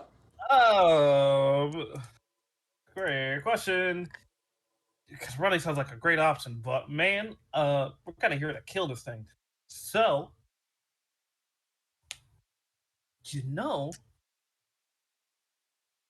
I would like to cast Calm Emotions. Hopefully, this will work. Okay. Read me what I have to do for that spell. It is a Charisma saving throw. Charisma. The creature fails its saving throw. Choose one. Oh, I can choose one of the effects. Okay. Resolutions. Having a charm. One spell. And terms you can make a target different. Okay. Yeah. The DC is 17. DC 17? Yep. DC 17. Got it, got it, got it, got it. One moment, sorry. Of course. Looking up stats. Now we'll mark this off. Trying to find this bitch. Oh wow, that's horrifying. Okay. Fuck. Well, it doesn't succeed with a 0. Yeah. Oh. So what is the effect that you choose for it to... Humanoid is indifferent. Ooh, pause. It has to be a humanoid? Yes. This is not a humanoid creature. Okay. Well, This is a monstrosity. cool. Good to know. Good to know. Good to know. I didn't get the effect off, but we did get information. I'm also going to have you still mark that spell I slot still off. marked it off. Yep. Okay, great. Marcus, what you doing, bud? First, I'm going to use my bonus action to cast Hunter's Mark. And then I'm going to use my full action to take 2 shots at it. I line up the bow of the first one, let the first arrow fly for a scroll back up to find the thing. There it is. Does a 15 hit? A 15 does hit. It does, Okay, yes. a 15 is what I get with a raw 2, so good to know. Okay. Don't that one. So bows are a D. Blah, blah, blah, blah. Where are my D8s? There's one. And my Hunter's Mark gives me an extra D6. Da-da-da-da. That's 2012, and then 4. So that's a 16 damage for the first arrow. 16? All right. The second arrow is then fired. Ba-da-ba-ba. Ooh, nat 20. For a total of 33 to hit. I'm sorry, did you get the first nat 1 and the first nat 20 of this entire campaign? Stop stealing our first. Yes. Come on. Save some for the rest of us. Rosetta. Oh my goodness, impressive. I am so proud of you. Doubling all these dice. I'm so proud of you. Well, let's fucking go. Let's see. Ba-da-ba-ba. It's like no part of me is upset right now. This is awesome. So 13 plus the 17, so that's 20 plus the 5 from my thing, plus the 1 from the bow. So that is a total of 26 damage for the second arrow. Wait, did you say 13 plus 17? No, 13 plus 7. Plus 6, 7. plus then 6, because 13 Hunter's from my Mark, 2d8s, 7 from my 2d6s from Hunter's Mark, then a 6 in just general bonusness. Okay. Yeah. Those 2 arrows sink in deep. It roars in pain and anger. It is now this thing's turn. It is going...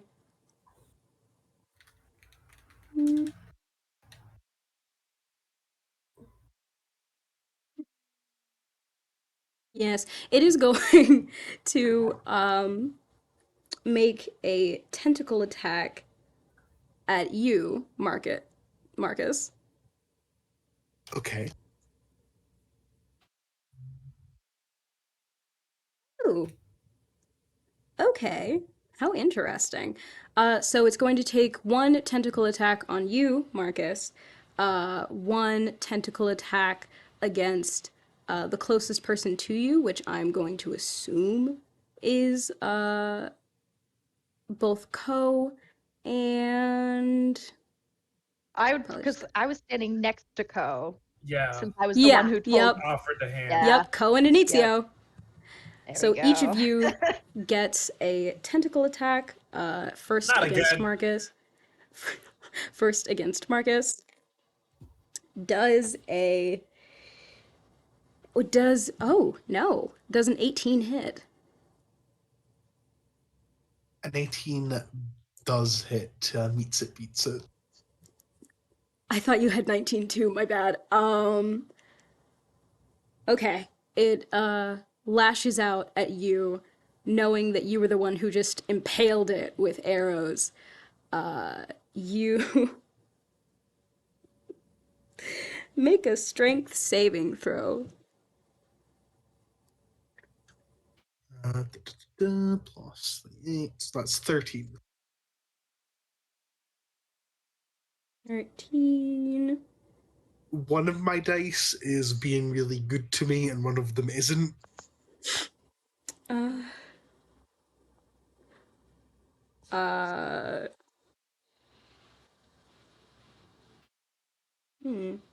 okay. So you have been grappled. You take. I love not having my dice out. I'm the DM. Why do I not have my dice? Get the dice. Get the dice.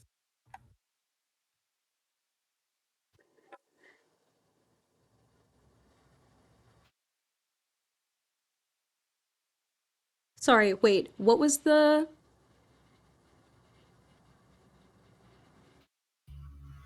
I'm gonna redo this because I didn't read all the way through, and reading is fundamental, kids. So, Marcus, it's going to attempt to grapple you. The escape DC is 15. You rolled strength, yes? Yes, What did you get? 13. Fuck. Okay, so yes, you have been grappled. You are also restrained. And I'm going to roll a d10 because you also take 1d10 necrotic damage until the grapple Oh, ends. Ooh, no. What have I done? oh, Ko. It's all Oh, because you because I wanted to see. I wanted to see where it was going. I'm never gonna cast light again. So, PTSD. Marcus, you No, I take can't. 7 points of bludgeoning damage and another 7 points of necrotic. Well, that bludgeoning damage would actually be halved because I have uncanny dodge. When an attacker that you can see hits you with an attack, you can have the damage against you. Yes, see? This So, is why we really, use our. really only a 4 bludgeoning damage. Don't think I can See? do anything about the necrotic, though. I'm sorry, man. Let's see if I can get another d20 in here. All right, it's going to aim its next attack, because it has 3, at Inizio. That is a natural 1. I So get it fucked. miss. No, no, you do not get fucked. Does it It enter within 10 feet of me? I don't like how yes. you said that. Halo of spores. Please make a con save. I'm using my reaction. You are indeed okay. Yeah, that was cocked. That Ah, was worse actually. 9. It fails. Take 2 points of necrotic damage. I thought that was gonna do more. I'm certain you did. Sorry. Oh no. Please tell me that necrotic damage affects this thing? I'm looking at that. All my spells are necrotic spells. Are you joking? I didn't do this. Oh no. No, that I didn't do. So it doesn't necessarily say that it is immune or resistant. So I'm going to let that happen. However, I did forget to add 7 points of necrotic damage as it steals the life from Marcus. So, and then you did how much necrotic against it? 2. All right. Its final attack is going to be made towards Ko.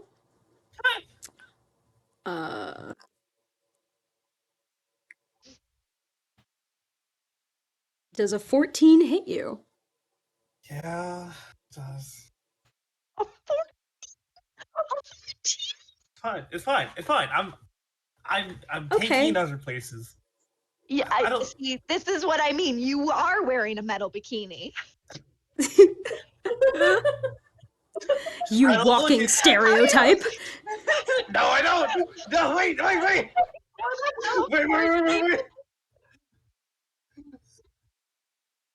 How dare you put me in this situation?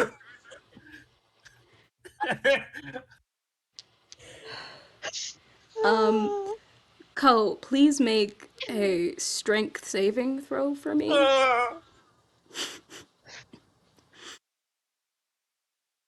uh.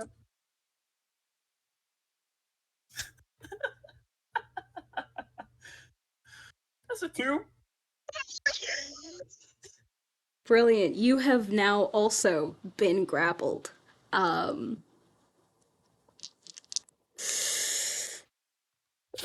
So you take oh, that's not bad. It's 2 points of bludgeoning damage and Uh-huh. 3 points of necrotic damage. I'm going to Okay. add 3 more points to this thing's total as it sucks the life from you. No, it's sucking me. Stop it! Stop it! I Beautiful. hate it. I hate it We so can all get much. canceled before we even start. Yep. Okay, this thing's turn is over. Thank God. Faye, Dylan, what you doing, babes? I'm going to do inflict wounds. Oh my God. Alrighty. So make a melee spell attack against a creature you. On a hit, the target takes 3d10 necrotic damage. At higher levels, when you cast a spell using the spell slot second level or higher, the damage is by 1d10 for each slot level above it. So Roll I'm to not hit. sure how to do a melee spell attack. Roll to hit. Oh, okay. And then add your spellcasting modifier.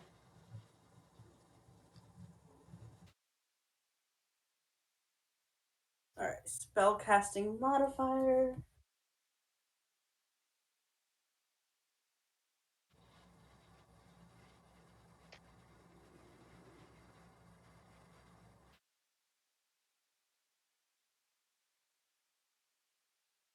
$18. Yeah, 18 hits. Nice.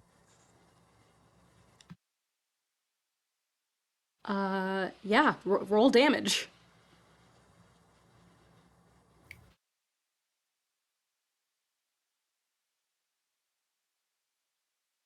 Six? That does something. How did you get 6 from 3d10 necrotic damage? Because I rolled the wrong thing. Shit. I was like, hold on. Wait, that the math ain't mathin'. Wait a minute. I mean, it technically can happen. It just like really It's like a shouldn't, one, right? like a, it's like a bunch of twos. It's a 2 for each. What happened? So I rolled the right thing this time and I got a 7. Well, We'll take the 1 point, it's baby. it will take it. Yeah, It baby. de- Woo. All right. This thing is still up. Still standing. Better than I ever did. Yep. Woo. Briar, it's your turn. I am gonna cast Chill Touch. You're gonna touch it? It doesn't It's need not a a touch touch spell.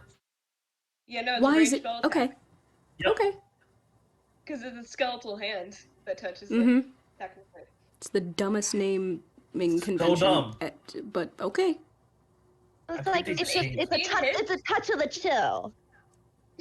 I think in the Unearthed Arcana recently, they did change it to make it a touch spell. Doesn't matter. It's a ranged spell attack. Go ahead, babes. There's an 18 hit.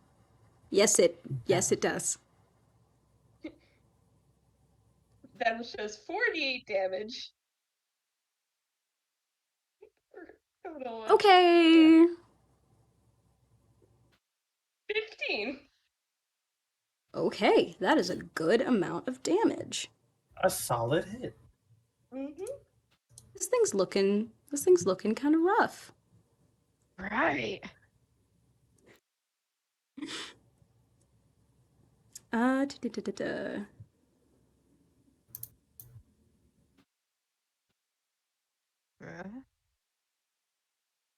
Yes, I'm sorry, Anitio, it's your turn. I was reading. You were making me nervous with what you were reading. My love, my darling, will you please look up Light? It's a level 4 spell. I believe it does a little extra to plant-based It does. entities. I might be wrong. Would you mind reading that spell for me? I sure can, of course. Thank you, love. You're welcome, dearest. Necromantic energy washes over a creature of your choice that you can see within range, draining moisture and vitality from it. The target must make a constitution saving throw. I'm going to do that now while I'm reading this. Okay. The target takes 8d8 necrotic damage on a failed save, or half as much on a successful one. I'm sorry, 8d8? Give Yes. me a minute. Give me a I have an area of effect spell that does 8d8. An area of effect? Yeah, So you can Awesome. multiple? Oh my god, that's Yes. impressive. Okay, I've got 3d8. I'm gonna roll those and then just, do some extra math. What Well, it was has its cost? disadvantage. It doesn't matter. So the spell deals maximum damage to creatures that are plants or plants. Maximum damage, so I don't even have to roll. Nope. Just multiply 8 by Ah! 8, love. 8 times 8, 64. 8 and 8 went to the store and bought a Nintendo 64. 64 damage, if you please. You keep pulling new rhymes out your hat every day, and it surprises me. That's one I You- teach my students. I'm sure it is. Yeah, I'm sure they're gonna ask you, "Hey, what's a Nintendo 64?" Ooh, okay.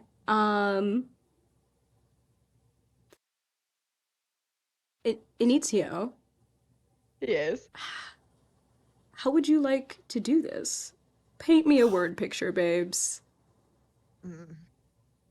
As I see this plant grab hold of my companions, I suppose, I look around at all of the decay around me, and I feel it creep its way up from the bottom of my feet into me, into my hands, and I extend them out towards this creature.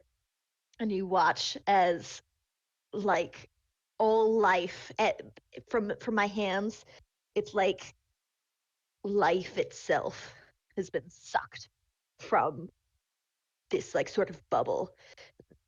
I push the bubble towards the creature, and you watch the two tentacles it has wrapped around just slowly start to wither into, like, a very brittle texture that starts to crumble away at just the slightest touch. It works its way all the way from the outer edges until it is just at what would be the face of this creature, and you see the last of, I don't know if does this thing have a light? Does it have eyes? Like, is there It does not have eyes. Well, all right. Normally, I like to watch the life drain from their face, but in this case, yeah, it just crumples. All right. Brilliant. Are we done here? Can we move on? Alicia kind of backs away a little bit, a little in shock, and then retains her composure. Yes, it is important that we move quickly. We have many more dangers to face, and not a lot of time to face them. After fighting whatever it was that was within the void of aberrant creatures, you all continue walking through the dark and dim forest. You hear all around you scurrying and shrieking and screams. Some are the cries of children, some are haunted laughter. But Alicia, ever in charge, continues to walk forward and pay zero attention to the noises.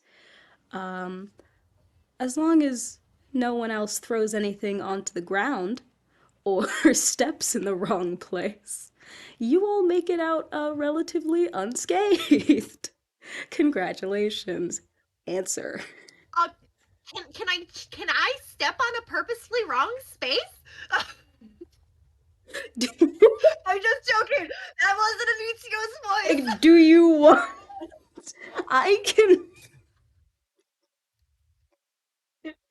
I have stat blocks I can just pull up, baby.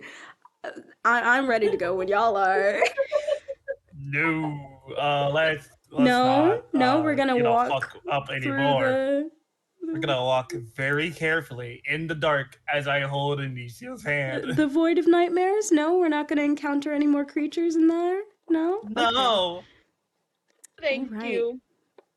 I feel it's important to note Anitsu's hands are very cold and very clammy. I like to think that Ko has the opposite, like very warm, soft hands. Yeah, that sounds right. Just very two sides of the same exact spectrum. All right, as you guys continue walking, it eventually becomes lighter, clearer. You see the sky more and more, and you all come out on the other side to an impossible view. Right on the edge of this forest lies rivers of molten lava. You aren't sure how the two are possibly connected in any way, but they don't seem to be harming one another. The heat coming from the lava and the magma is overwhelming and awful, especially to those of you who have fur. Well,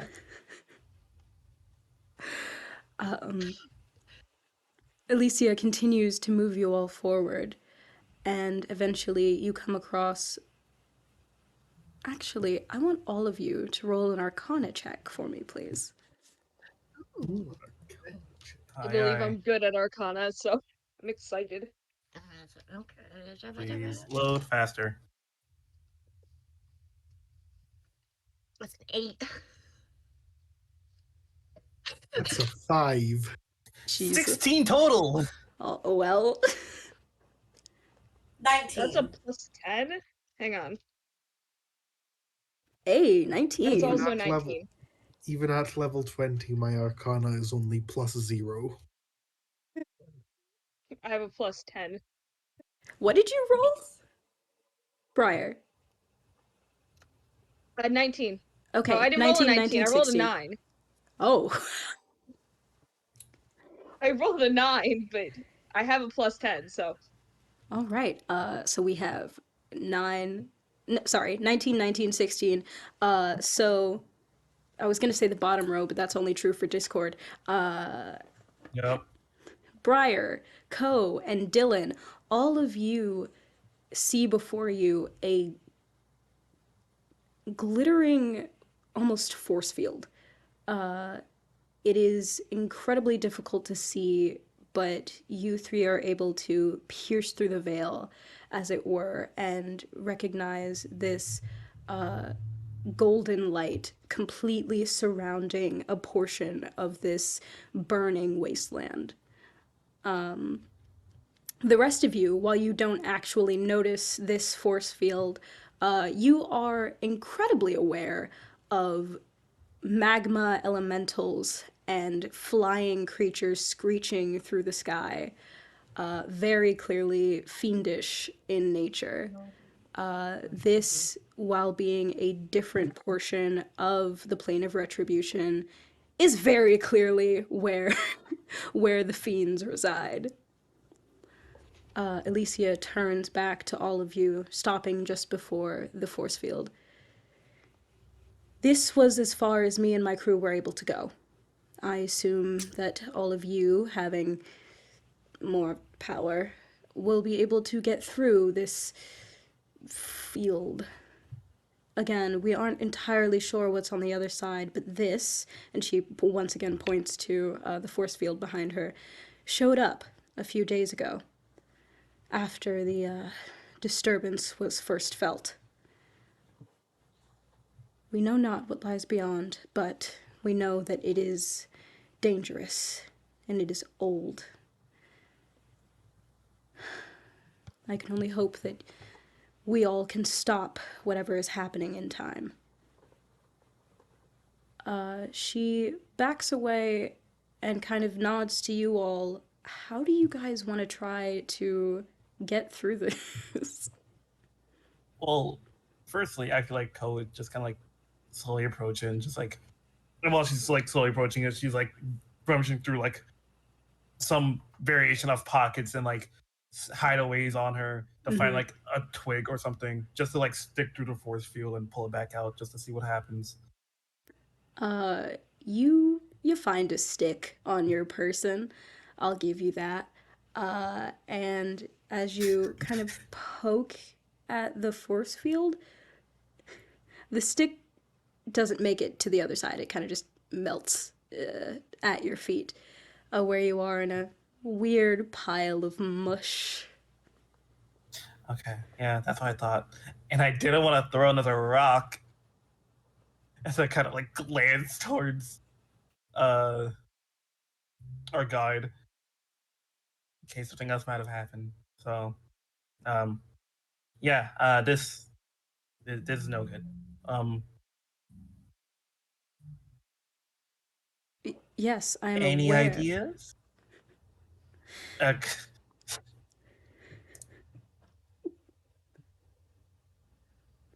Could I study the nature of this shimmer? Go ahead. What do you want to do specifically? Um, I would like. Oh, don't do that. I'm gonna look at it really closely. I want to see if I notice anything about like how the plant life changes from one side to the other. If it seems to like have a thickness to it, just the nature of this beast, you know? I will ask, do you want more of a magical nature or like a physical nature? Because that's going to be a different role. All right, investigation for me then. All right. Okay. Still pushing. Let's see. It's 11. With an 11, it's not very thick. It is relatively a thin veil of magic, though it does seem to be superheated, based off of what happened to Ko's stick. The plant life on this side is scarce because of the magma and climate surrounding this part of the plane of retribution. On the other side, it is the same though, so it doesn't seem to be affecting the world around it as much.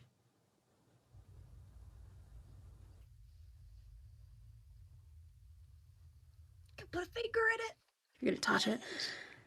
I'm gonna touch it. I want to touch it real bad. I really want to touch it. It's probably gonna hurt, but I need to do it.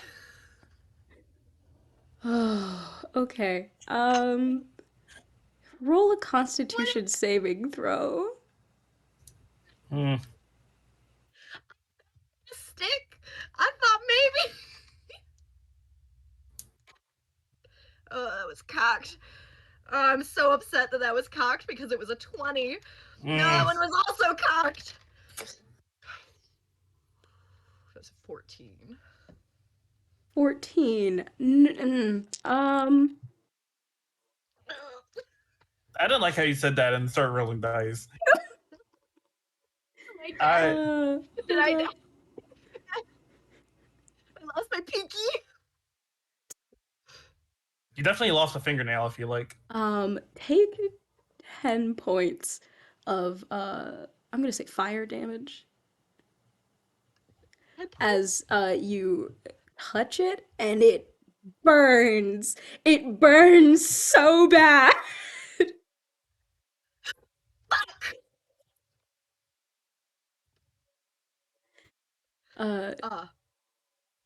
Don't touch it, guys.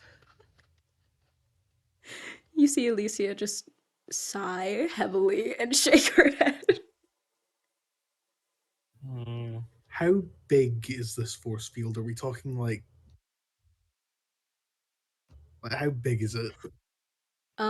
Big as in like What area does it like? As in what sort of size of area does it cover? Okay, so it's like a dome. The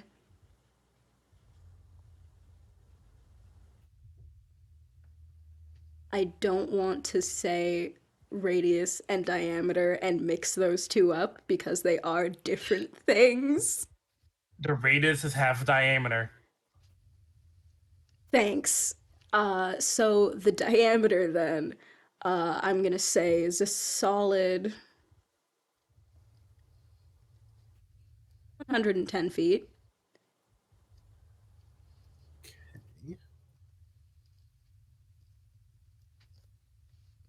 Let me get out my calculator.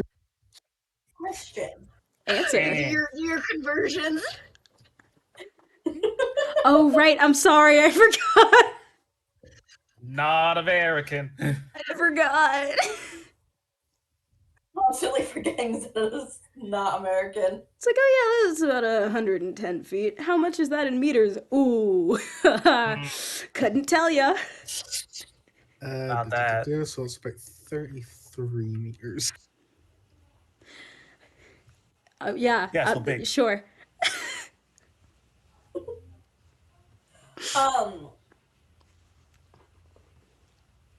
I'm thinking about casting Mage Hand to see if magic can get through it.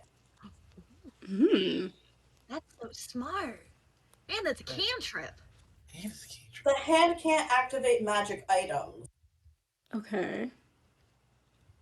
I think. Okay, so you cast Mage Hand. Just for funsies, what does Dylan's magic look like, and how do you conjure said Mage Hand? Bard?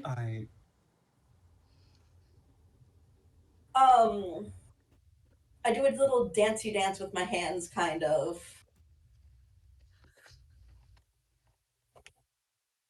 Not like that, kind of like one hand is a stage and the other hand is just dancing on it.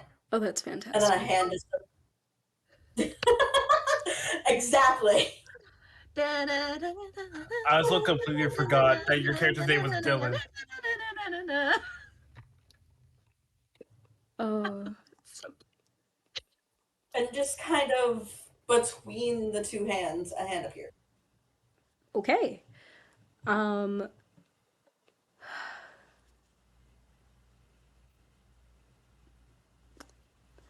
you cast Mage Hand, and it slowly goes towards the dome that is in front of you. As it makes contact, a bright light almost blinds all of you for a moment, but it is able to almost push through. It isn't necessarily strong enough to get through by itself, but it is working ish.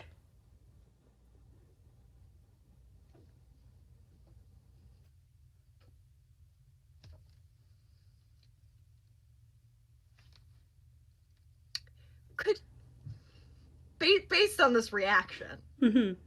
could I tell if Misty Step would allow me to pass through it? I was gonna ask the exact same thing. I was considering it for the longest time. I'm like, should I just miss these something? You I know don't want to what? die, You but can try. Also, read to me what the Misty Step spell, please. Because if it does what I think it Briefly does, surrounded by silvery mist, you teleport up to 30 feet to an unoccupied space that you can see. yeah, okay, you can try it. I don't like how you're saying Yeah, that. I don't like how you're saying words right now. if this Me works, out there's of your something else I'm mouth gonna try. are unnerving.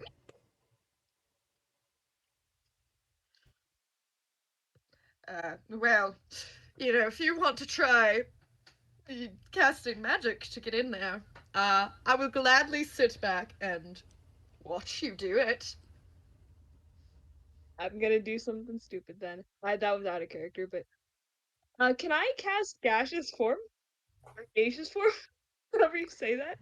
And like Gaseous poke at it? form. Um, yes, you cast gaseous form. Again for funsies. What does Briar's magic look like? You have turned yourself into a gas. Tell me what it looks like. What does the gas look like? What does the gas look like? Or are you just like straight up One invisible? time. I feel like Briar's magic kind of matches their skin and their horns. It's a deep blue, starry kind of form, much matching their antlers. So, Beautiful. You all see your friend turn into stardust for some reason. And as you go to poke at it, it doesn't hurt, but it does still do the glowing thing. Uh, you are able.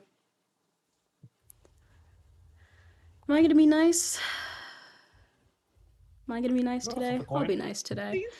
please. You are able to get through it. I will say then Briar fully passes through the wall. Forgot what the word was for a second.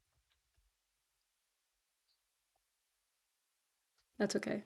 Words fail me too. My brain like blanked. Sorry. Well, that's one of us. What do I see on this other side? Uh, How much is it different? on the other side, you can still feel the unbearable heat of the magma and the lava before you. You stand on almost a bridge made of this cooled magma. You are able to stand on it. It's not hurting you, but it does still give that kind of scary glow. Before you, what you could not see before are steps, stone steps leading upwards towards an altar. And as you look up, you can see a golden light shining. There is a portal open, something ginormous, something you have never seen before, swirling with magic and chaos. And in front of that portal is what seems to be a normal mortal man. He is chanting something and has not yet noticed your presence, but you can see that he is the one not only holding this gateway open, but almost sacrificing himself and his magic to get something through. How far away is he? 110 feet. It's a Fuck. really big portal.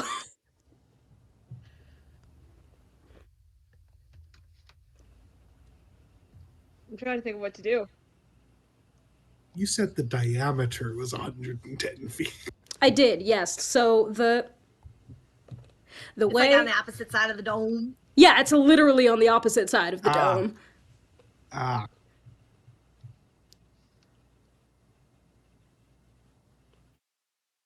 Well, this is a little hot for my liking, but I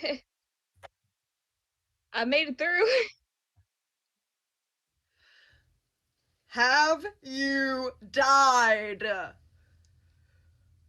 I don't think so. This would be a really weird afterlife if I did. But I don't think so. Am I still in my gas form? Do you want to still be? Because you can't talk in gaseous form. So, so I'm going to. Have you died? I was thinking like since like it's just like a starry like nebulous gas cloud, like it would just kind of like glow.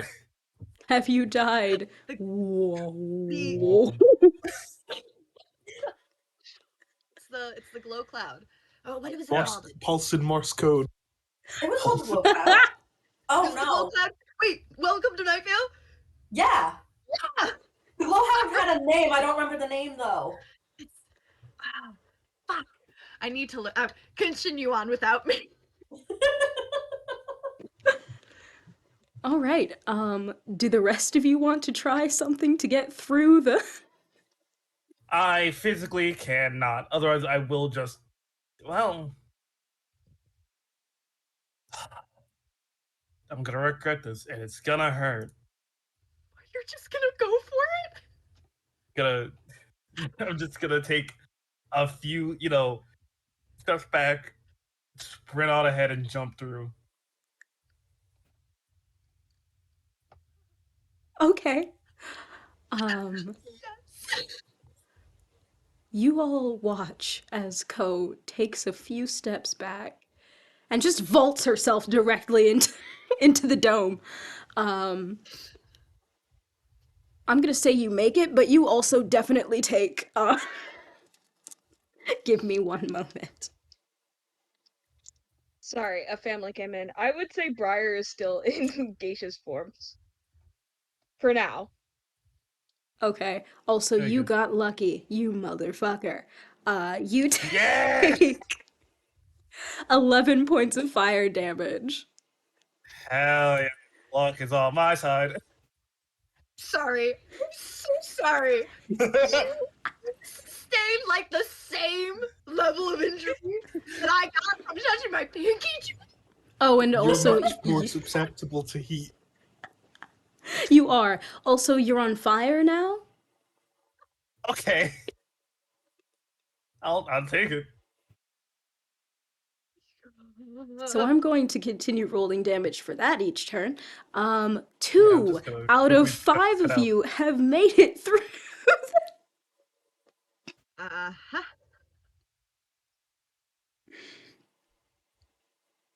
Now, I don't have any spells that will help me get through, but I'm also not willing to just charge headfirst into the dome, so. Damn. I'm like wishing I had other spells prepared now. I will say, just above the table, this is a team effort. You guys are allowed to help each other. I know. I wish I had other spells Just gonna prepared. gonna put that out Same. there. Can I? I Absolutely no, like this should be a team effort. However, none of my spells I currently have help in this situation.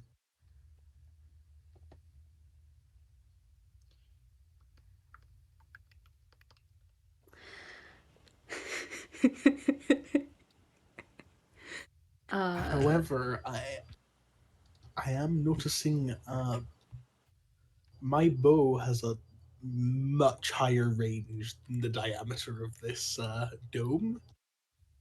So if Wow. someone wanted to let me know that there's a guy there, I can drop him from 600 feet away. was pretty baller. That's so cool. What? Okay.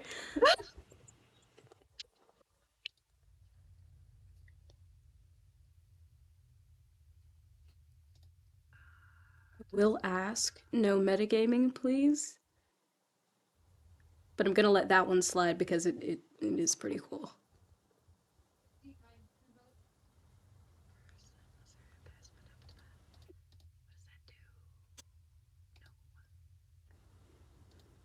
Hey, how Okay, wait. All right. So how many do we need to pass through? Left, it's three of three? us. It's three, yeah. Yep. Okay, sick. If you have Because an I idea. know that the cloud thing works, I'm gonna spend 2 of my 3rd level gaseous form slots, and I will turn Dylan and hang on, I've got it. Hang on, I've got it.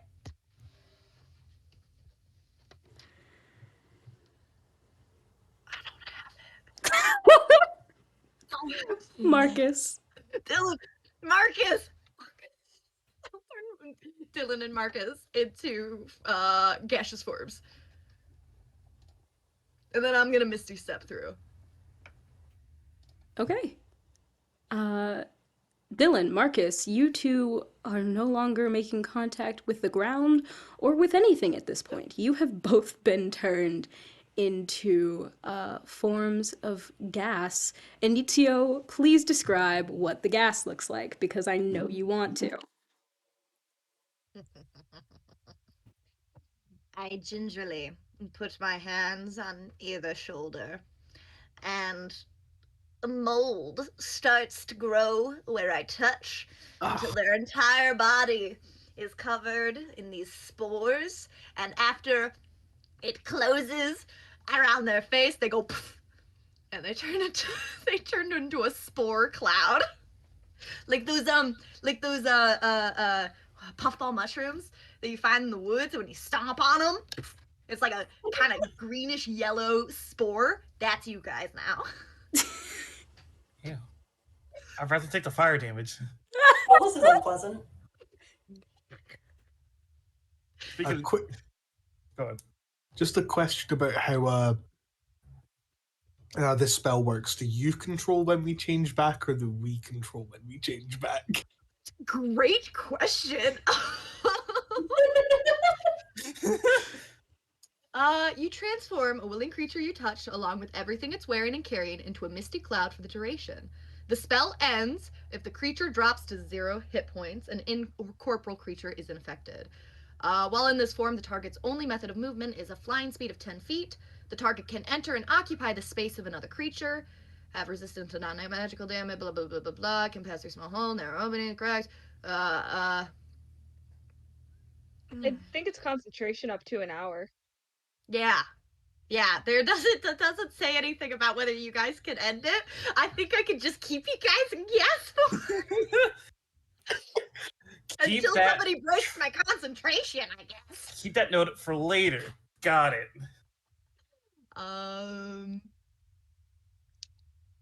Yeah. While in the form of a misty cloud, target can't talk or manipulate objects, and any objects it was carrying or holding can't be dropped, used, or otherwise interacted with. Target can't attack or cast spells. That's it. So, you guys are just spore clouds now. You smell a little musty. I will say you all are able to make it through, and Alicia, seeing that your Misty Step works, also casts Misty Step and is just directly beside you now. All of you have entered within the dome. All of you see what Briar saw. If you would like me to re-describe it, I can do that as well. Very good. Okay. I'm so upset that I have to ask this. Inizio, do you set your friends, party members, free from their gaseous form, or are you going to keep them like this?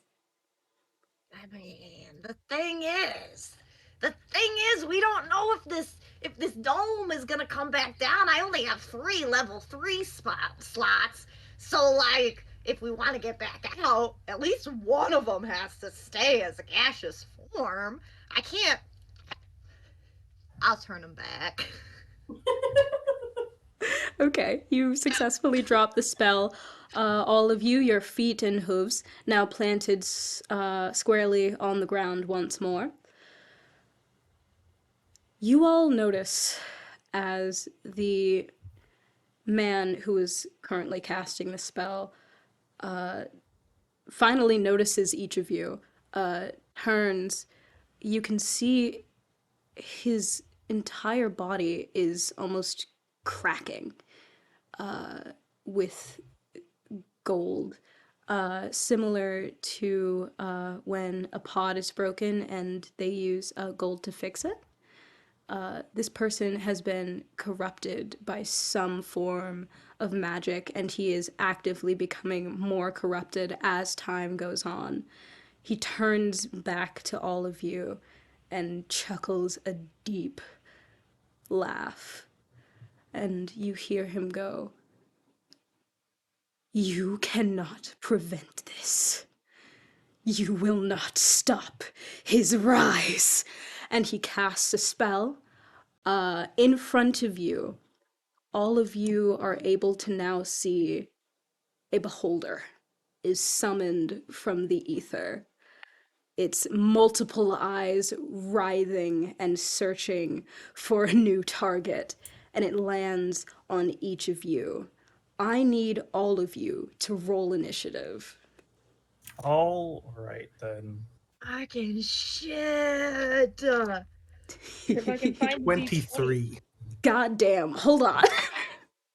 No one tell me their numbers yet. I have a system for this. Okay. That's a natural Briar, I'll also goddamn say 20. Briar, Oh no. I was gonna say Briar did transform back with the rest of you, with the other two. Okay, good to know. Good to know.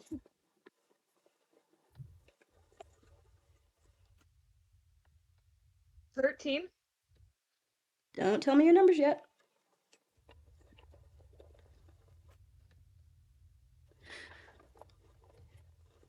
Okay, 25 to 20. 23. Awesome.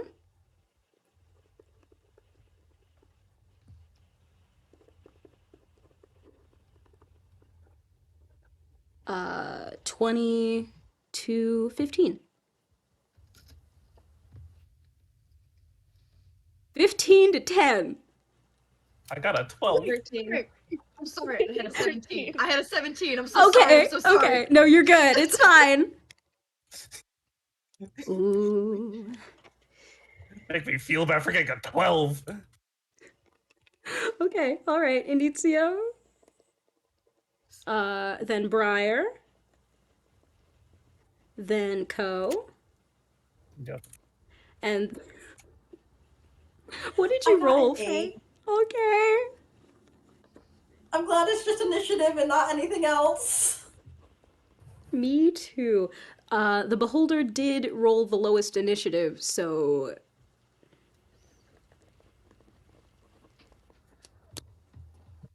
All right, top of the round. Marcus, there is a beholder about 50 to 60 feet away from you guys. What you doing?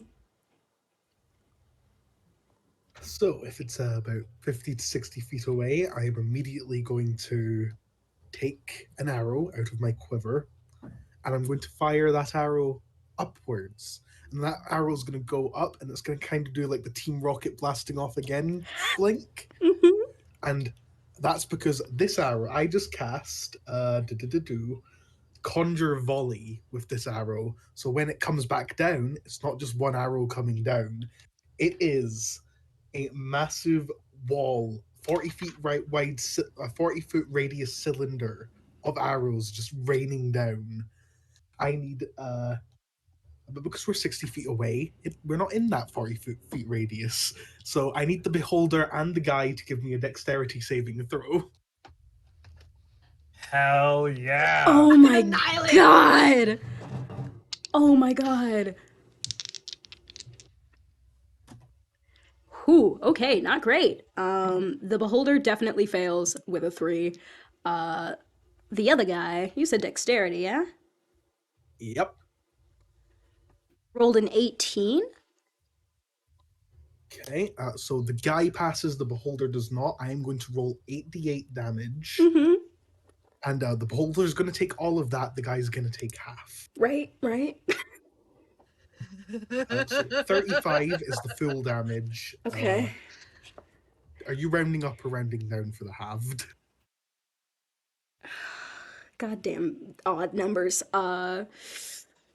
Let's just round down. Okay, so rounding down, that would be. I think that would be 17 halved. Okay.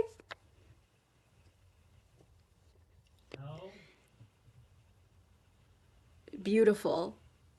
Can't believe you just did 35 points of damage with one attack. Yeah, that's beautiful. Okay. Also, Alicia. as a bonus action, I'm going to cast Hunter's Mark on the beholder. Right.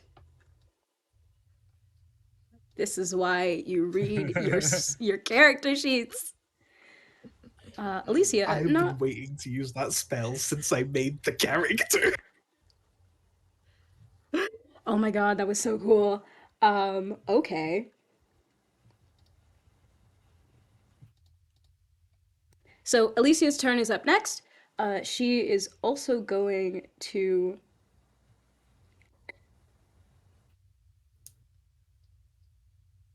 Hell yeah.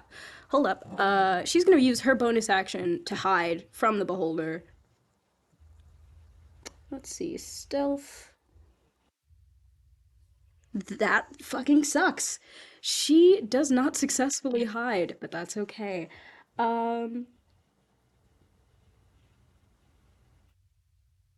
Sweet. So she, seeing the god of archery in action, is not one to be impressed or shown up. She is going to take out her own bow and make a ranged attack. Nice. Bam, bam, bam, bam. Goddamn, yeah, that's a fucking. It's a 24 to hit. The beholder. You see her knock her bow and she lets it fly, hitting the beholder directly in its center eye. It doesn't do as much damage as you would hope, but I am now going to roll. Oh my god. 3d8. Nope, sorry. 5. 5d8. 5d8 plus 4 piercing damage.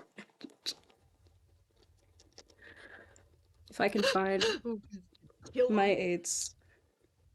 Ooh, kill him. Ooh, Kill him. kill him. Ooh, Kill him. kill him. Kill him. Ooh, kill him.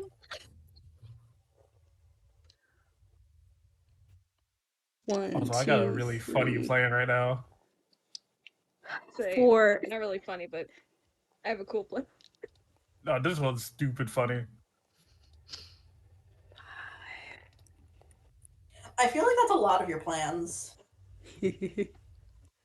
Glad you noticed. I just have a plan. I'm so excited. Just be glad she's on your side. Yeah.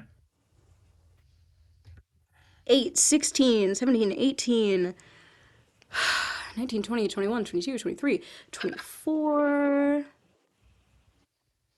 25, 26, 27, 28, 29, 30, 34 points of piercing damage Off of one attack. from one attack towards the beholder. You all hear it screech out in pain. It's not looking great. How much did I say? 34 points? Yeah. Yeah. This is about to be real funny. Brilliant. Inizio, it is your turn in initiative. Excellent. Mm.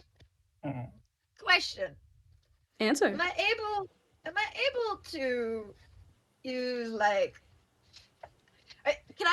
are you able to make like a skill check before and an attack? Or is that like if I'm doing a skill check, that's my turn? Describe to me what you want to do, and I will Well, answer that question. I just or my general knowledge of beholders. I'd like to access to see if I know anything specifically about these creatures before I do the thing that I want to do. Okay. Yeah, make a history check. Okay, sick. Oh, wait, history? Okay, Okay. story. It's not an animal. Nope. That's a 9. Yeah, no, you can't really recall anything about beholders in your studies. I don't want to cast that spell then. Okay.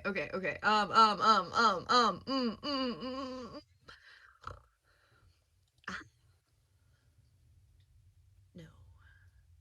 Wait. How close is the beholder to me? I'm going to assume you all are within 50 to 60 feet.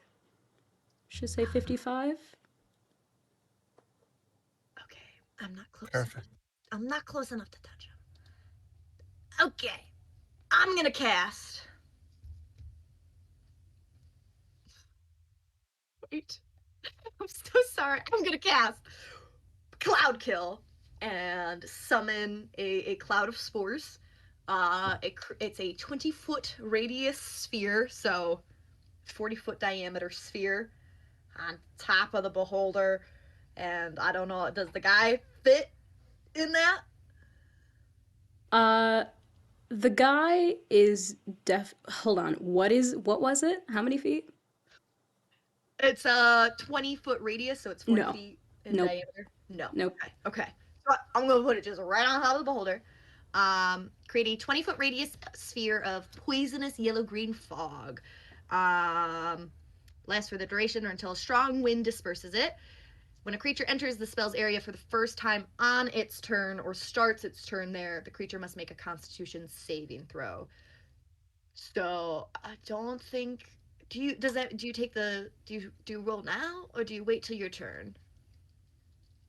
I'm sorry, I have so many questions. No, it's fine. I'm going to say I'm going to wait until the beholder's turn.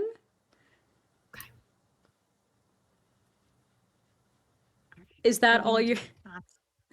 Yeah, that's all I'm gonna do. Okay.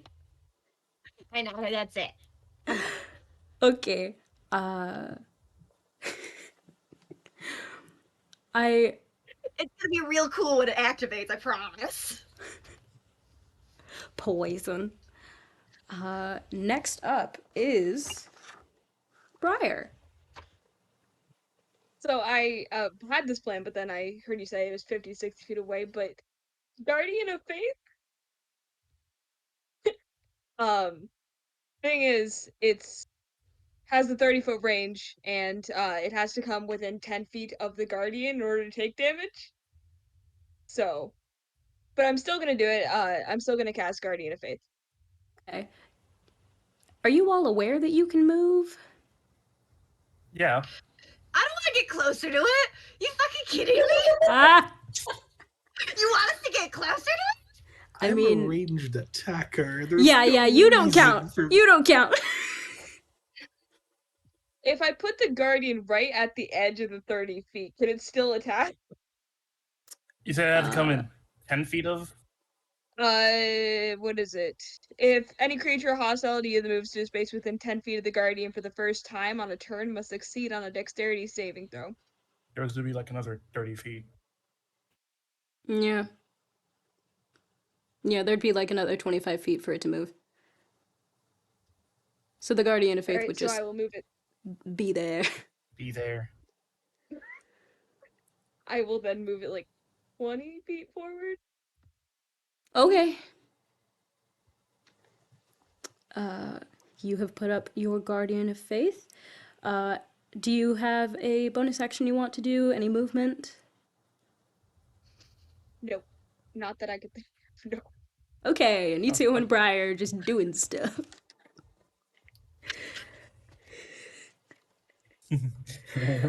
All right. Next in initiative is Ko. Okay. Just to be clear, the beholder is fully summoned in this plane, correct? Correct. Fully here? Mhm. All right. I would like to at least move like half the distance between the two of them and us. I like to Okay. cast banishment on the caster.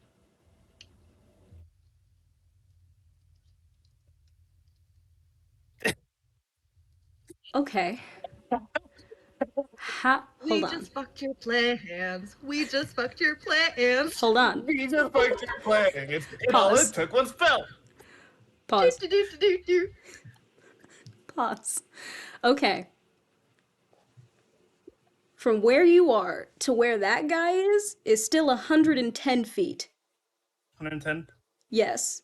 The beholder is about maybe a little over halfway to you guys.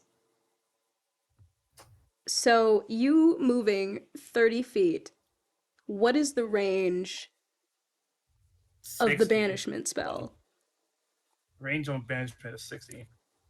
You would not be close enough, Ah, even with 20 your off. full movement. Fuck. Fine. Well,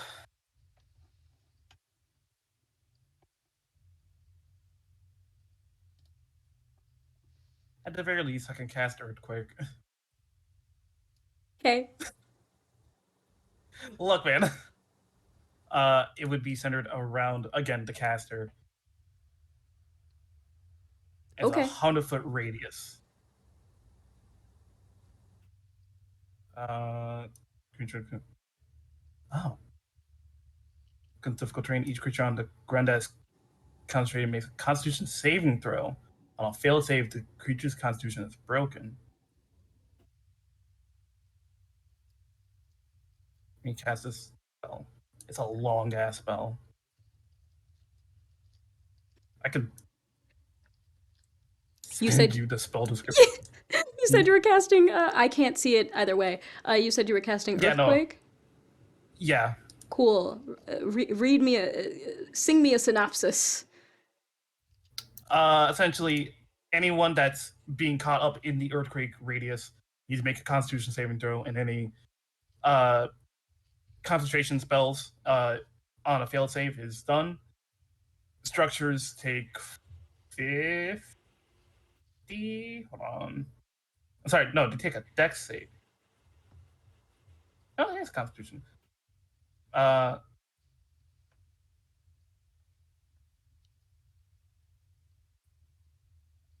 don't know, is dex save. Okay, so dex save to not, fall. Just fissures open up. Each fissure is like 1d10 times 10 feet deep, 10 feet wide. Any spot where any creature in a spot where a fissure opens must make a dexterity saving throw or fall in. Structures take 50 bludgeoning damage to any structures. Of course, if structures hit points drop to 0, it collapses. Okay. You said something about it creating a fissure? Yes. Read that part again. A total of 1d6 fissures open in locations chosen by the GM. Each is 1d10 times 10 feet deep, 10 feet wide, and extends from one edge to the spell's area to the opposite end. Okay. If you're casting Earthquake with a 100-foot radius, which means a 200-foot diameter, but the center is on the caster, that means there's 100 feet around.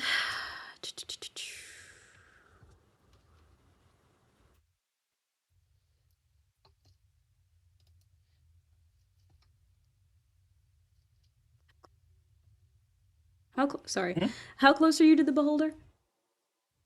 Let's see, I you moved moved 30 feet. And it was about 55 away from you, so you're about 25 feet away. 25.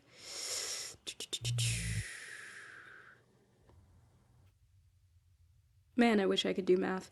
Don't we all? Unfortunately, we're gay Hey friends, here. let's play the math game. No. Okay.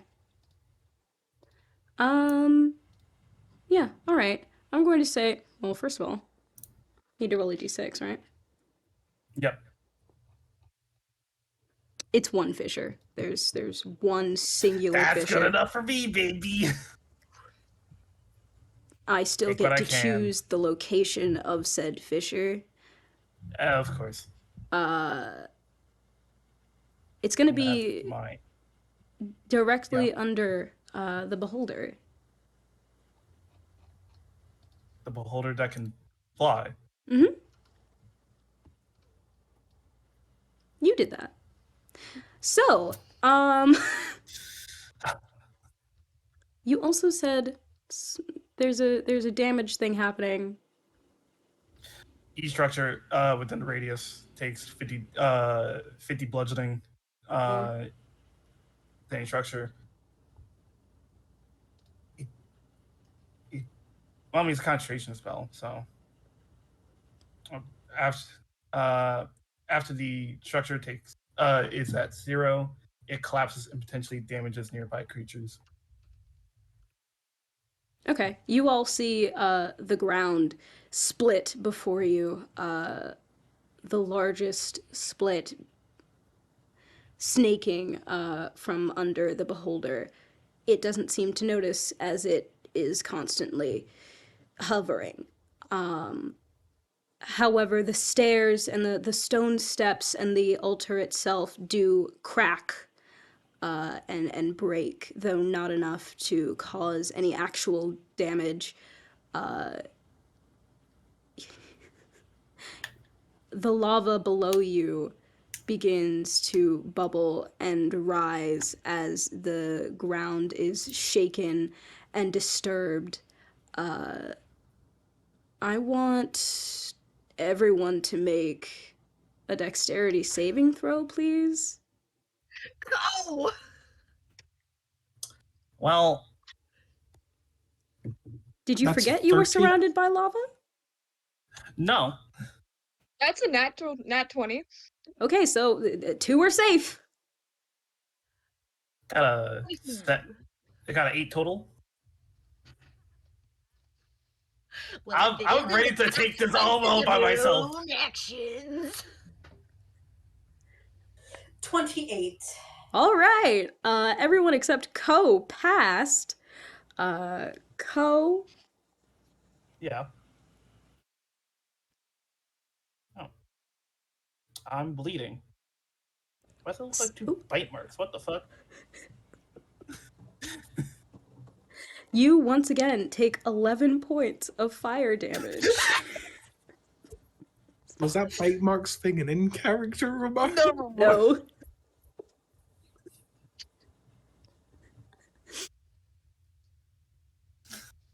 All right, another level points. Oh my god. Yeah. Right. Next in initiative, Dylan. Question, because I'm kind of stupid. Do I have to use my bonus action at the end of my turn, or can I use it at the beginning of my turn? You can use your bonus action whenever you'd like to.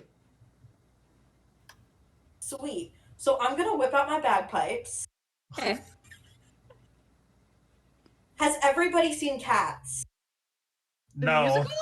Yes. No. I have not. Part of it. I saw the original like ages ago, I've not the seen new part one. of the original. No. That thing that Rum Tug Tugger does in the middle of the pollicles and the other one that I forgot right now. The jellicles and the pollicles. Dylan's gonna do that. Okay. And give you all bardic inspiration. Fantastic. Hooray! That's What a is that, a 1d8, D10. You're level 20. D12? I'm level 20, so it's 1d12. Yeah. It's not a dice you get to use often. It's not, no. Yeah. Except when you have Told Dead. Wait. That is my bonus action. Oh, 6 feet anyway. How many people can you cast Bardic Inspiration on?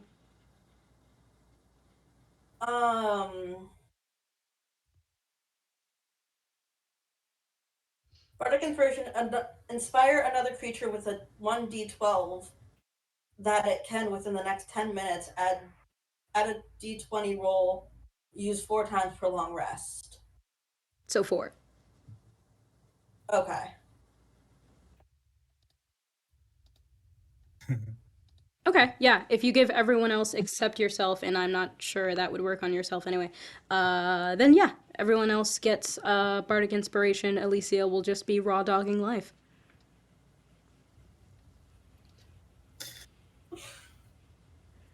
Good. All right, you still have an action. So yeah. I'm gonna move a little bit closer. I don't Okay. know how much closer. I think I'm gonna be even with Briar. Okay. And I think that's all I can do. You don't want to do an action like an attack or a attack, spell, Oh. hide. Yeah, you have a full action.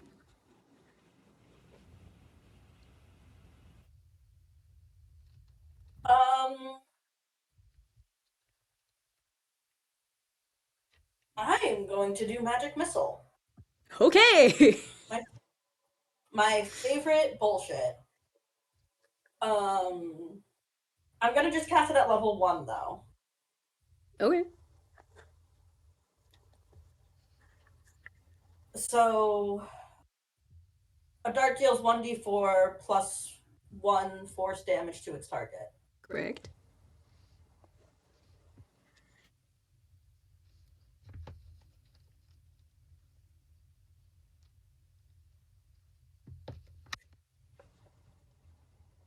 Actually, can I cast it at 2nd level? You can do whatever you'd like. I would like to cast it at 2nd level because then I get an extra dart.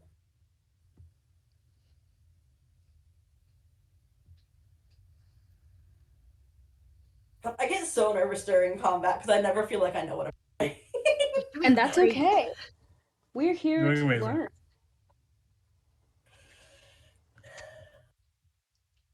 So am I rolling something or are you rolling something? Read the spell to me. Pretty sure it's just. Is magic missile the one that automatically hits? Like you I think can't. it is Yeah. the Yeah, like Yeah. you can't Yeah. do anything about You that. just roll damage. It's great. Do I know that because of Baldur's Gate 3? Yes. Yes, I do. I've never played Baldur's Gate 3, but I'm very happy for you. That's what that expression was.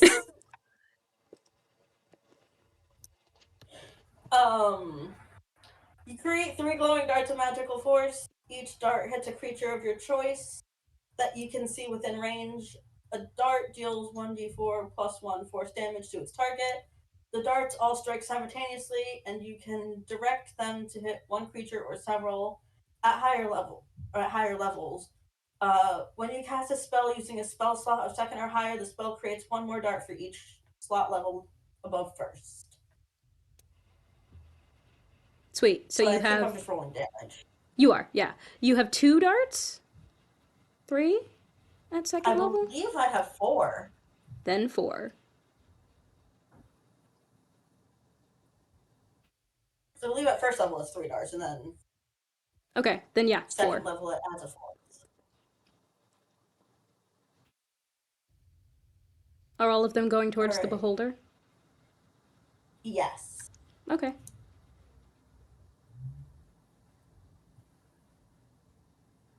Oh, I am pulling a blank. What am I rolling for damage? It's a 1d4 plus 1 for each dart, so that's 4d4 plus 4. Okay, thank you.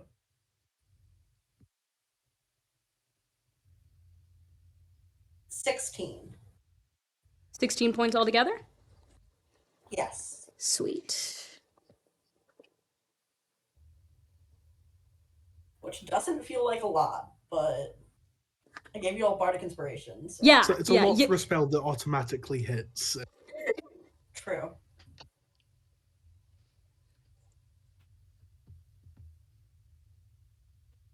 Okay. The beholder is not happy. Not looking too hurt, but not happy. It is now the beholder's turn. Roll a Constitution saving throw. Yep. I've been waiting. Waiting for that for like a whole 10 minutes. Damn, that's a 6. He fails. He's gonna take 5d8 poison damage. Oh, okay.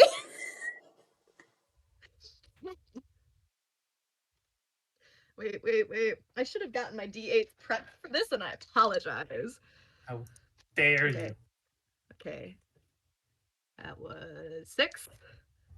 Plus another 12, 20, 25 points of poison damage. Okay. Woof, yeah.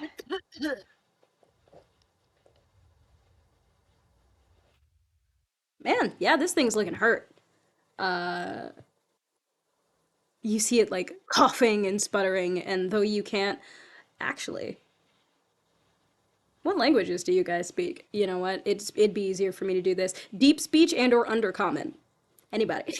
Deep speech and or undercommon. Good question. check. Such a Unfortunately, not here. Nope. great question. No. I took Oh, Infernal. faster. Yeah, I took Infernal too. My languages are all basic. I have Common and Infernal. Understood. Common, Elvish, Orcish, Giant, and Celestial. Common, Sylvan, Infernal. Common, Dwarfish, Elvis, and Goblin. Okay, so That's no. Sylvan. So no is what I'm hearing. No, yeah, no. No, we just don't want to talk about our languages now. I could have 2 separate conversations with 2 sets of people whose one's exactly like me and the other's the opposite of me. And no one else will be able to understand. Oh, goodness. Incredible. Okay. That's what I learned today. Yeah, the beholder's looking a bit hurt. I'm just now realizing that I forgot to roll initiative for the dude in the robe. So I've done that.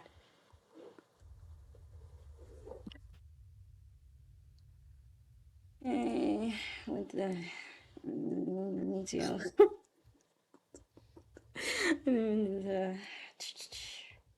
okay.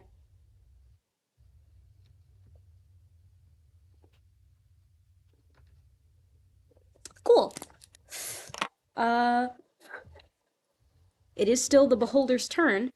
So the beholder is going to let out an awful screech and use one of its eye rays, sorry, three of its eye rays, because that happens every turn. And now I get to roll 3d10 to figure out which eye rays are going to be activated. I'm so excited, you guys. I want to go home. You are home. The Go on to high go home. numbers of dice aren't as fun when they're against us.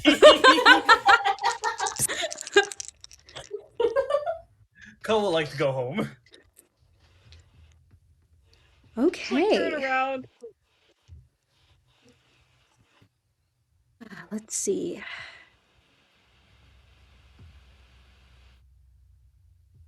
Beautiful.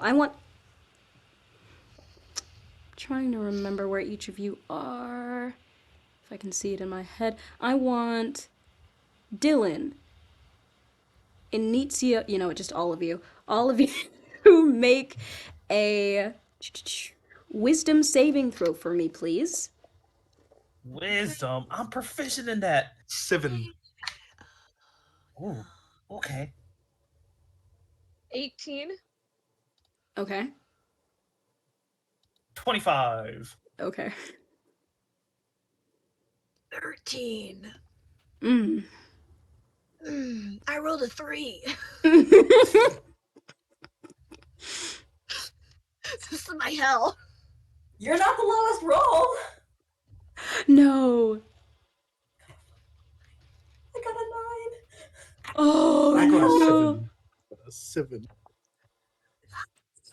Okay. Inizio, Dylan, and Marcus, all of you are now frightened of the beholder. For 1 minute, for 1 minute, this essentially means you have disadvantage on all ability checks and attack rolls towards the beholder, and you cannot willingly move closer to it. So you are now either gonna go backwards or not go anywhere at all. It's not like I was gonna go towards it anyways. Right. Okay, that was one of the rays. You see another one That of was its one? yes, that was one of its rays. You see another one of its eyes sweeps over, and I'm going to say, how many of there are you? 5? I don't like this so far.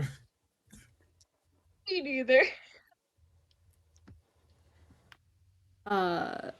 Ko and Dylan. Yeah. Sorry, I'm trying to place you both on the battlefield. No, because Dylan's closest to Briar. Briar is close to Ko. Marcus is all the way back there because Ranger with Alicia. And Initio's somewhere.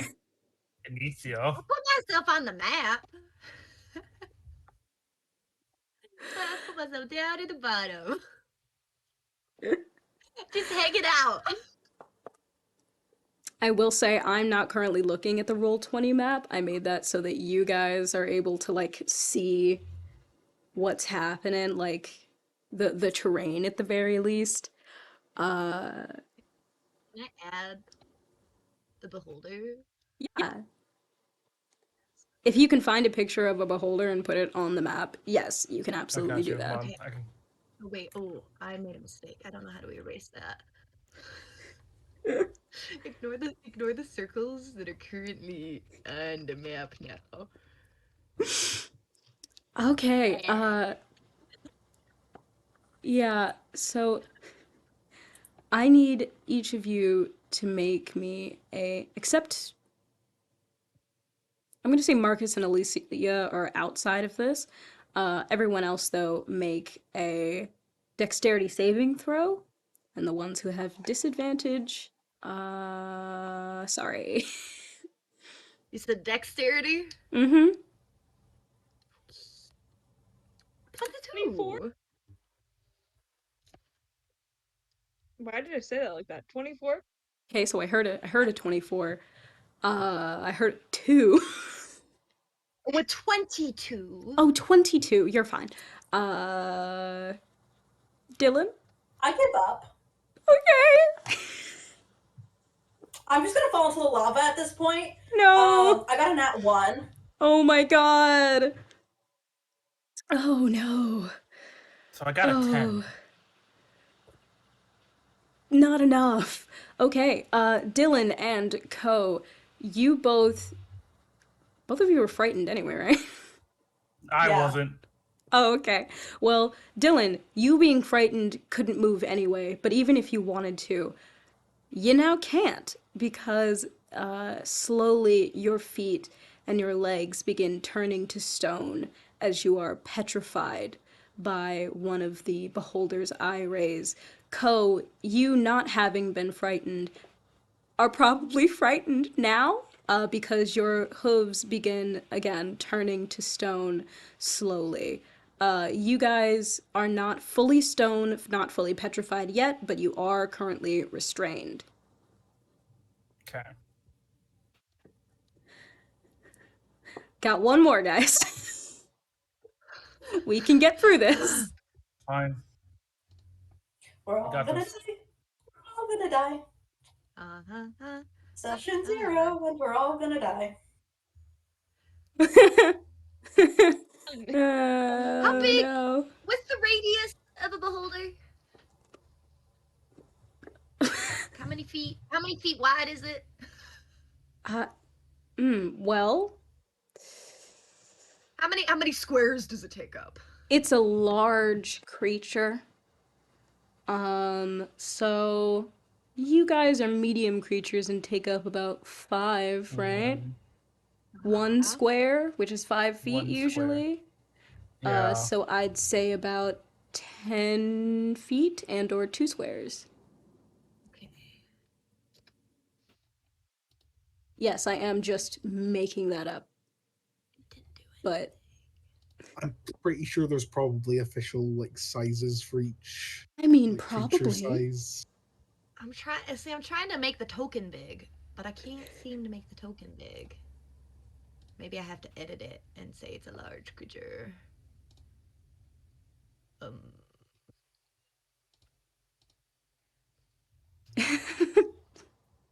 Can we take a small break? Yes, but give me 1 second. So, a third of its eyes lights with magic. And once again, I am so sorry. I'm going to need everyone to make another dexterity saving throw.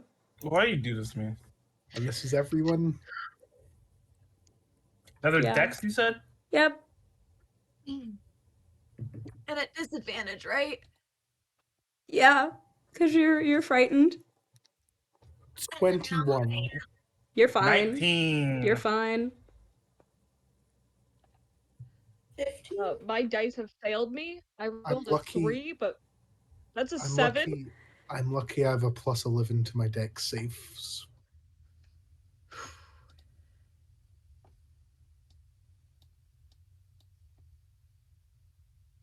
Um um Okay. I know 2 of you passed. Dylan, what did you roll? I rolled a 7. 15. 7, 15, and Itzio? A 9. Okay, so you three, actually, you know what? Let me roll for Alicia too. Yeah, because That's Alicia has not been gonna dodging. make. It's not gonna make it. I am so Wonderful. sorry. All of you take 45 points of force damage. Man. All of us, all of us. Or... 45? No. 45, as in the number. Oh, 45. Okay. That's Oh. including the people who passed, right? No, that's not including the people who passed. The people who passed, there's Okay. no effect. You guys are good. Cool. Cool.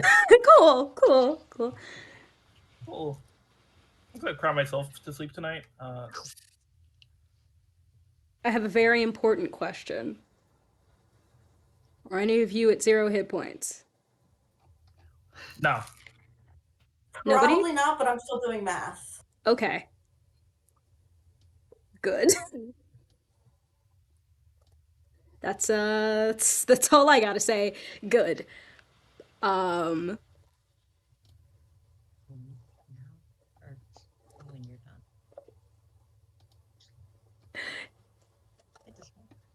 It has been an hour and 15 minutes. I will let us all take a whittle break. A widow boy. Just a whittle break.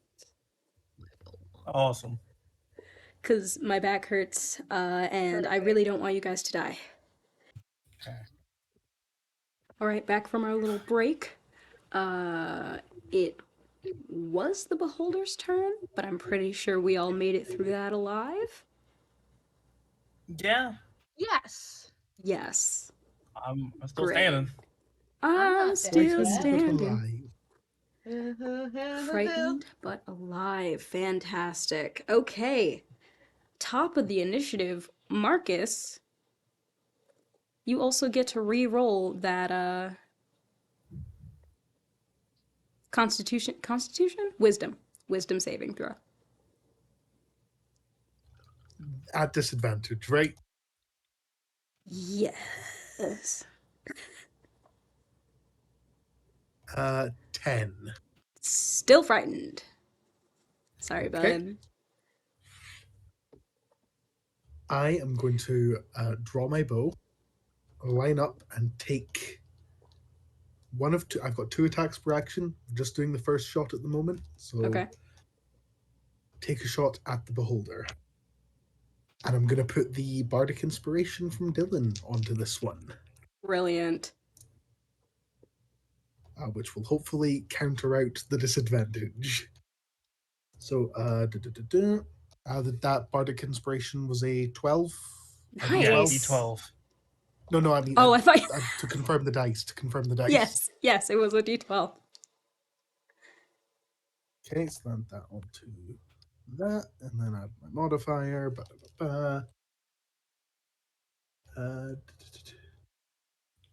Does a got to do the maths.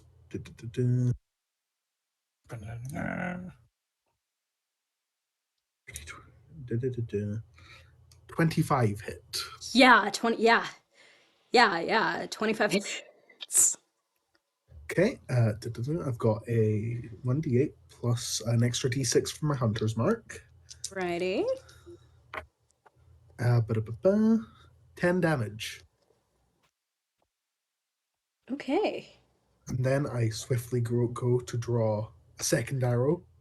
I forgot you had another one. Go ahead. Yep. Unfortunately, already used the bardic inspiration, so we're going for the raw numbers now. I will say this thing is looking mighty hurt.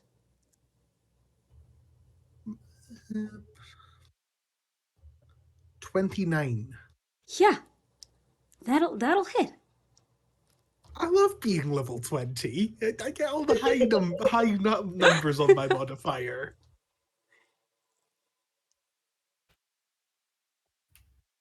sure hope nothing happens to knock me all the way down to level 1. Oh no! Nothing could no, I don't think possibly happen where that would never That's we're gonna be happen. level that's 20 another 10 forever. damage.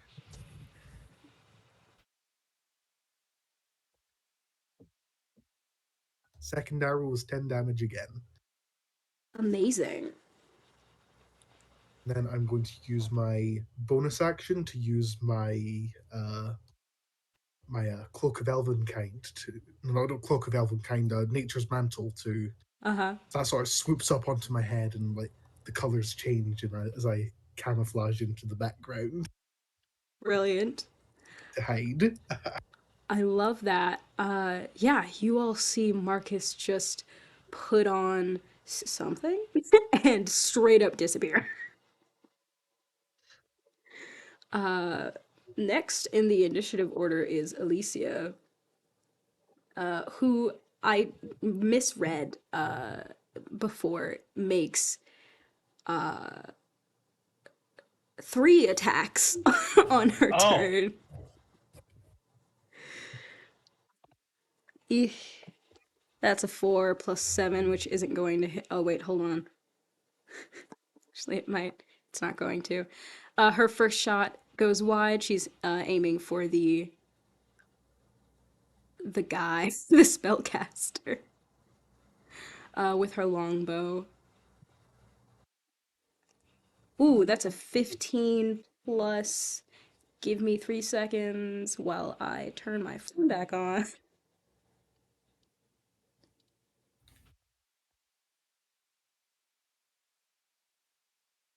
Yep, 15 plus 7, which is going to hit. I don't need to do math for that one. And then her last attack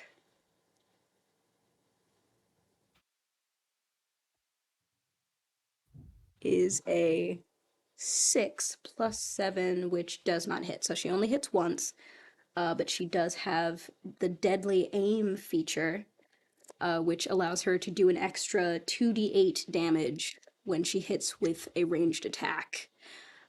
So that is once again 5d8 plus 4 damage. I'm not gonna roll that for time's sake. It's 5d8. 23 points of piercing damage from Alicia's bow.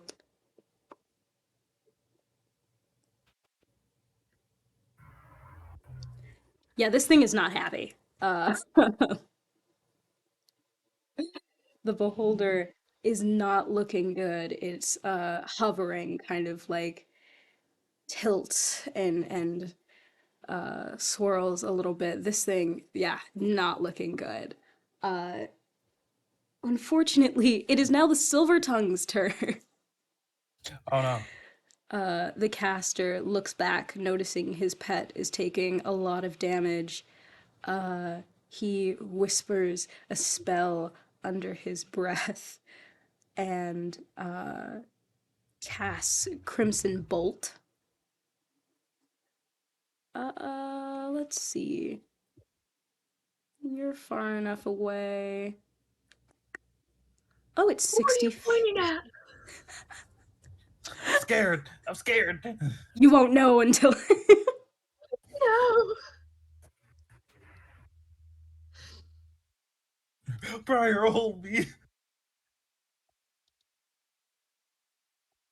Actually. I don't like that actually. I didn't like that smile. Hold. uh.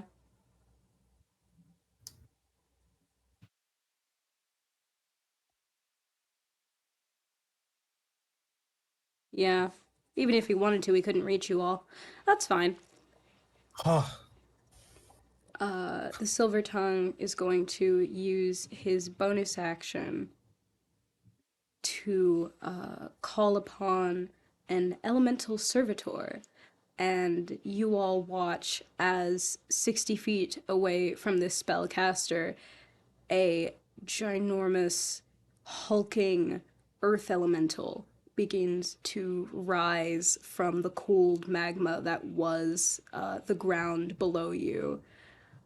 You now have another enemy on the playing field. I'm going to roll initiative for this. You know what?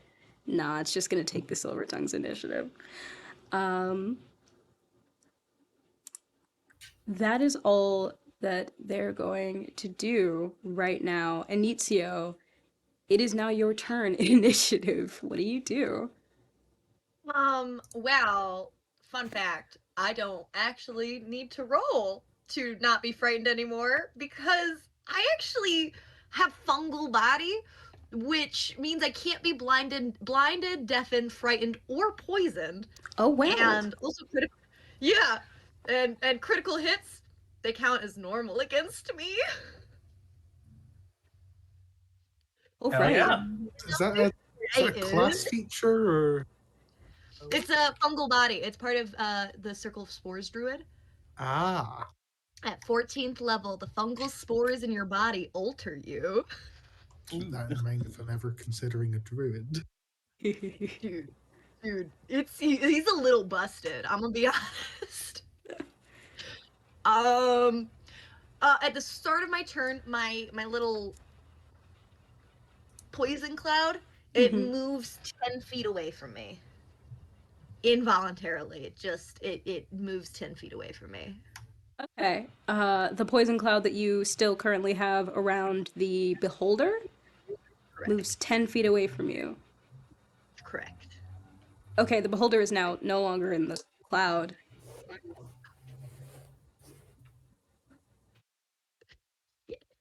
That's It's just a little bit there now. closer to the spellcaster. I mean, it is. It's doing that. With the rest of my turn, I would like to use one of my wild shapes to awaken the spores inside me and gain plus 80 temporary hit points. You do that. Excellent. I'm gonna run 30 feet ahead towards the. I didn't like that. Sorry. No, I'm sorry. sorry. My, Scared me. my computer just got really slow. I'm gonna run towards the beholder, and I still can't touch him. How far is the spellcaster within 60 feet? Um, you're really gonna make me do math, aren't you? Okay. Yes, please. Okay, let's figure this out. Also, Moved 30 feet. I'm hearing feedback of myself from your end. Shoot, I'm so sorry. I forgot to put my headphones back in. That's not me. I'm sorry. I'll fix it.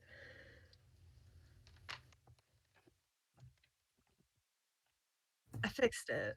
All right. Okay. How could Sorry. you? I don't know. I can't help it. Needs more cowbell. So, let's say you guys are inside the dome. Alicia and Marcus are on one side and the spellcaster is on the other. We've established that that is 110 feet. We have also established that the beholder from where, like Marcus and Alicia are, to where that thing is, actually, it's about, we said 55 feet away?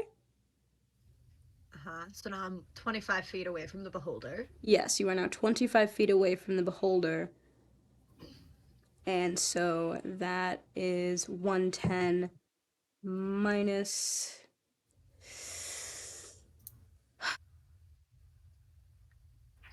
Jesus Christ. Okay, if you're. So there's 90 feet behind it. If it were. That was what I was trying to figure out. Yeah, if it were. Right? No. No, hang on. If we're 55 feet away from it? Mm-hmm. Okay, 105 minus 55 is 50. Right? Yes. Yes. Yes. Okay.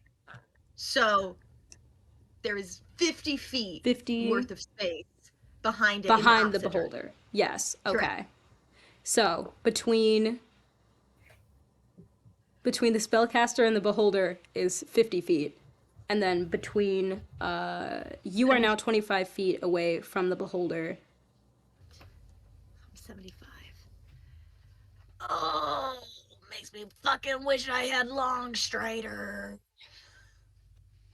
All right, now that we have that figured out, why did we need to know that again? What was your, what was your plan? I wanted to cast a spell on the spellcaster, but I need to be 60 feet from him. So instead, I'm gonna cast Insect Plague at 6th level Okay. and put that on top of him because that's got a 300-foot range. Okay. So 20-foot radius sphere, so Mhm. 40-foot diameter sphere on top of spellcaster. Please make a Constitution saving throw. Okay. Is this a magical effect? Would this count as a magical effect? I don't think it would.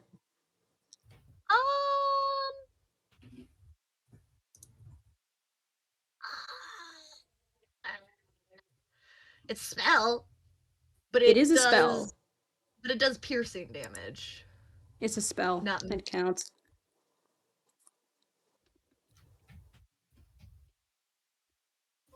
That is 19.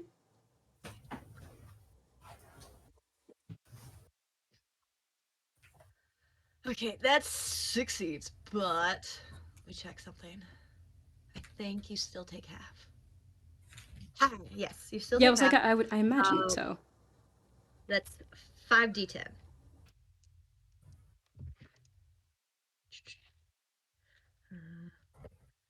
Wait. 5d10. I did make sure that they were all d10s.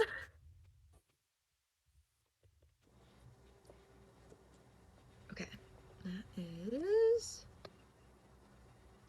10, 15, 20, 27, rounded down to 26, have 13 piercing damage. All right.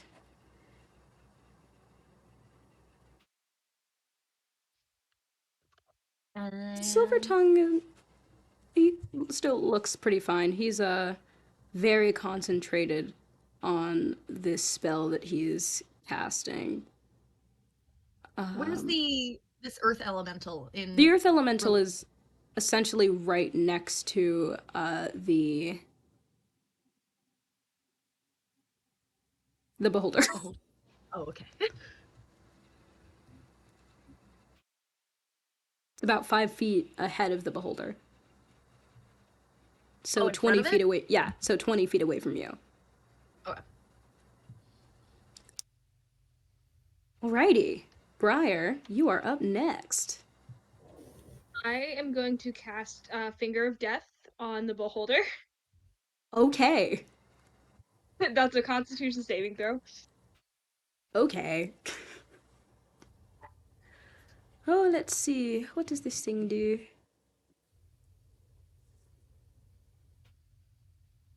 Well, it has +4 to con. Let's see what's... That doesn't matter. It's rolled an 8, so that's a 12. Yeah, no, that does not save. Yeah. So that is 78 plus 30. What? Yeah.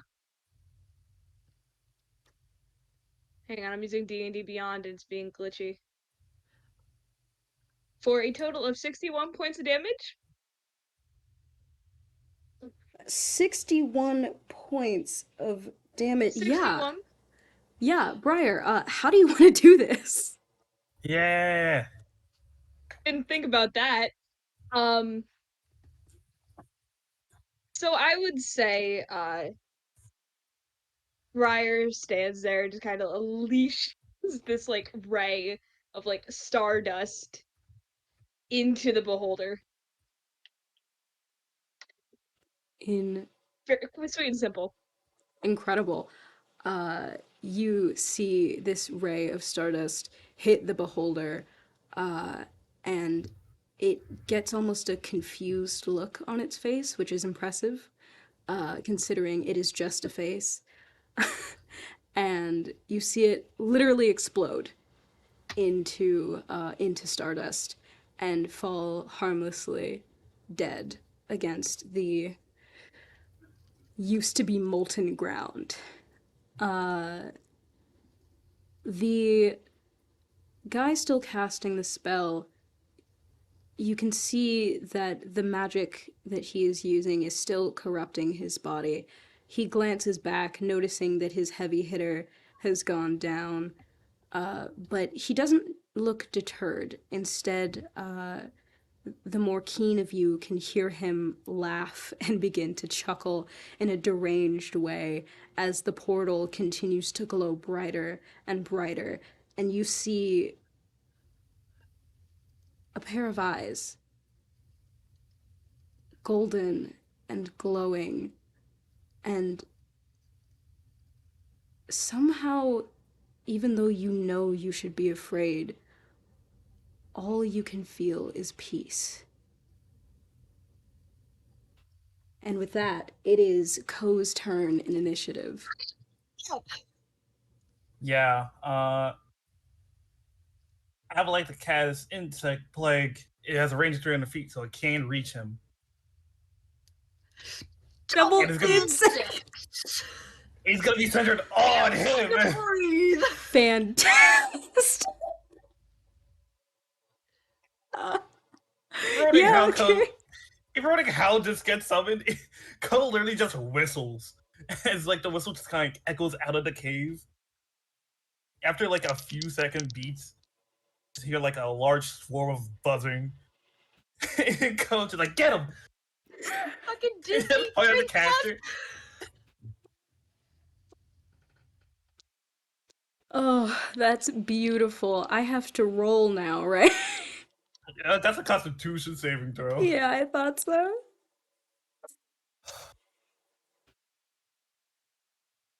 I need to get my D10s prepared. 22. One. Hey, that makes it. That makes it. Hmm. 80. Still gets half damage though. Yes, it does.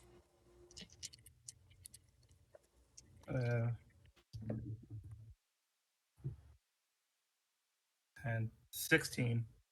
So hold on.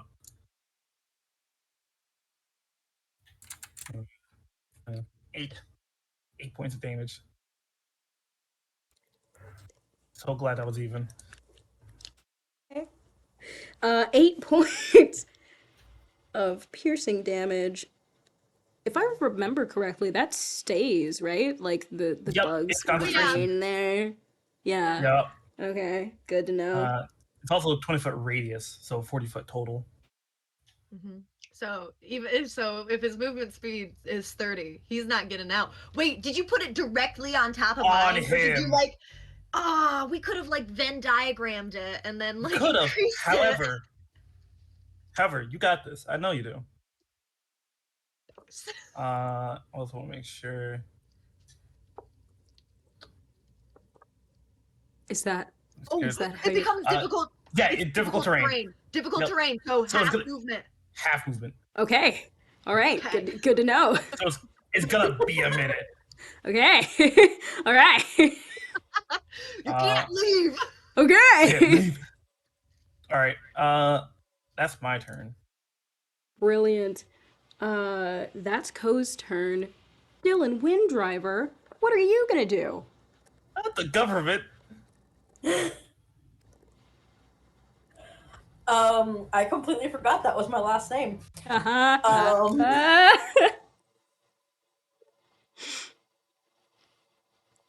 for a minute known that I rolled 2 ones on the damage. Oh no. Nice Could have jump. known. Do I have to roll anything at the start of my turn? Oh no, because he's dead now. He's dead. It's dead now. You guys are fine. Cool. I'm going to do magic missile at level 2 again. Okay. This time 2 of them to the spellcaster guy. Can I hit the other thing yet? Or is it still like in the process of summoning? Oh no, the earth elemental is there. Okay. You can hit it. So 2 to the spellcaster and 2 to the earth elemental. Brilliant, and that's just damage, so Yep. go ahead, babes. DM, add a turn question. Is the spellcaster concentrating on the spell?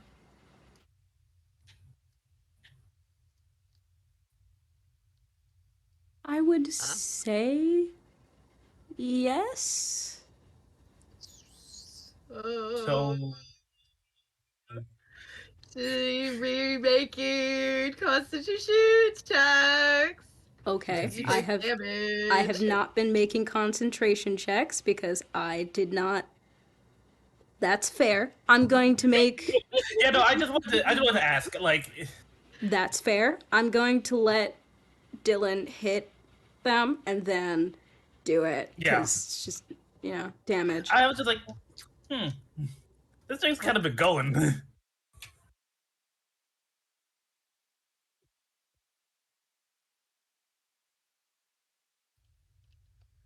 That is 10 points of damage. To each? To both? No. Maybe? No.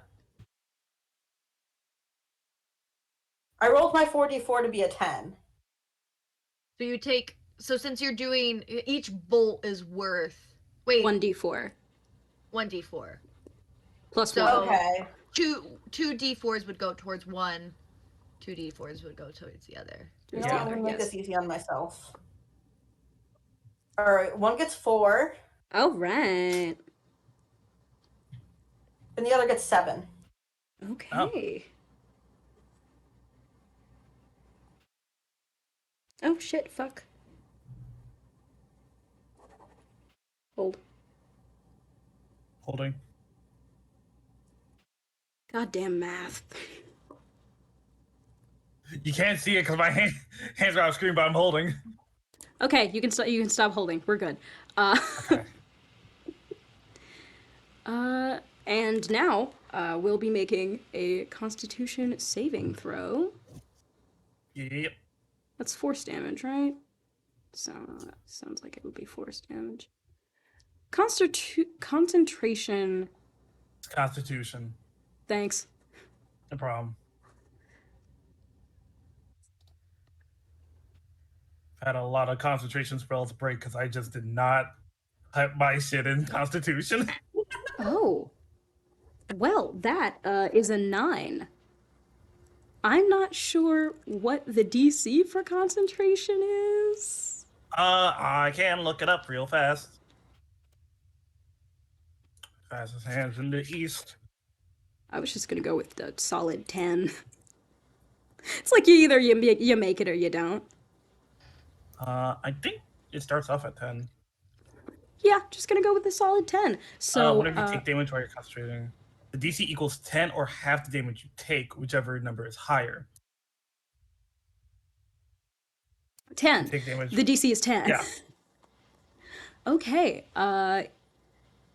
You all see Dylan cast magic missile, and again, you can barely see through the swarm of insects still just eating at this creature's skin.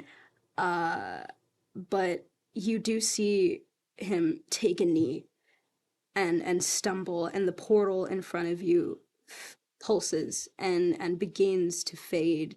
The golden eyes begin retreating back into whatever plane he's summoning it from.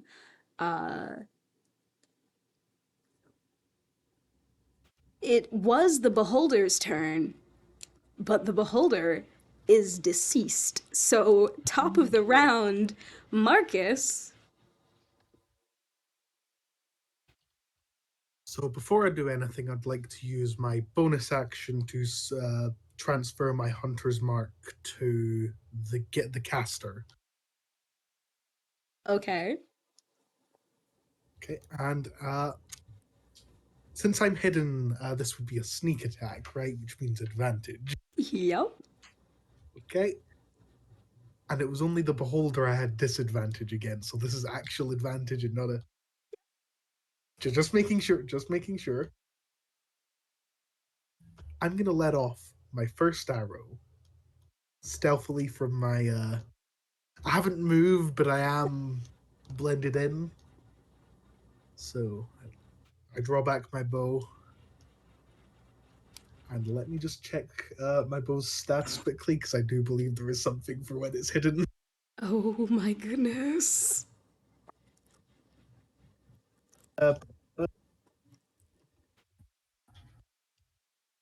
Where is it?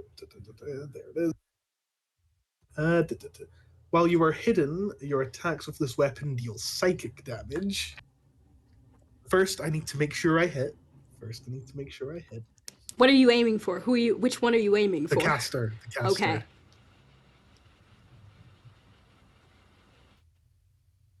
There's a 23 hit. 23 absolutely hits.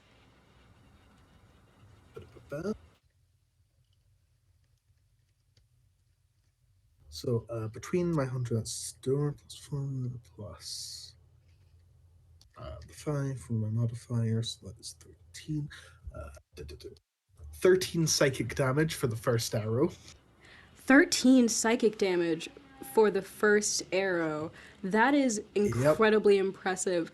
Marcus, as you let loose this arrow and deal this psychic damage, your body contorts painfully as the psychic damage is echoed back into your mind. I need you to make an intelligence saving throw for me, please. Oh.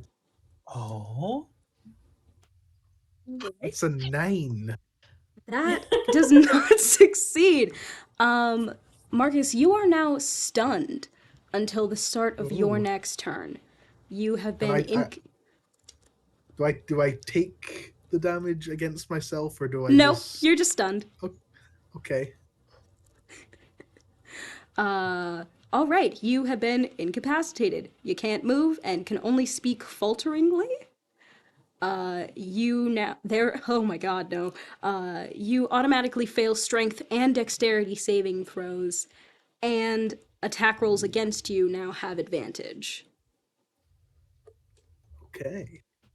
You can still do your next attack. I just wanted to make sure that I thought the stun would have stopped me. Nope, you can still attack. Okay. You just can't move. Okay. Actually, I might be reading that wrong, but I don't care. It's my game. Do what you want.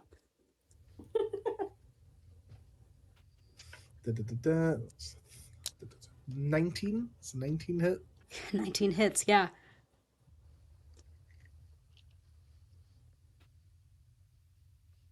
Since the first one hit, it's not psychic damage anymore, so because I'm not hidden anymore, because I hit. 9 plus 5, 14 damage. Regular old piercing. Brilliant. I was so hoping that one of you would do psychic damage. Not even gonna lie, I had that up my sleeve. Wow, okay. Terrifying. For a minute. Oh my God.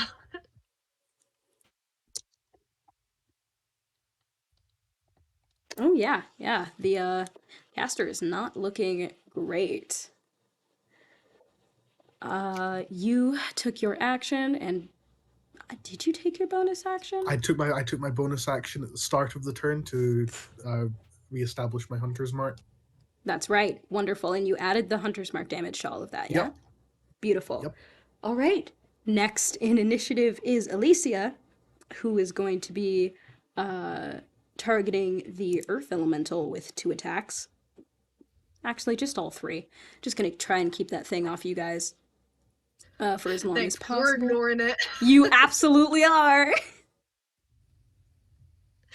You have just been ignoring the Earth Elemental. Okay, Listen, we don't that want him to summon more shit. 19 hits. That 12 plus 7 is also going to hit. I'm right. And yeah, that 15 plus 7 is going to hit. Beautiful! So, all 3 attacks against this Earth Elemental connect. Let's see. That's 5 for 1, 10, 15. That's 15 D. Wait, Wednesday. Let's Okay, see. hold on. 9 to 4:30. Okay. 15. uh,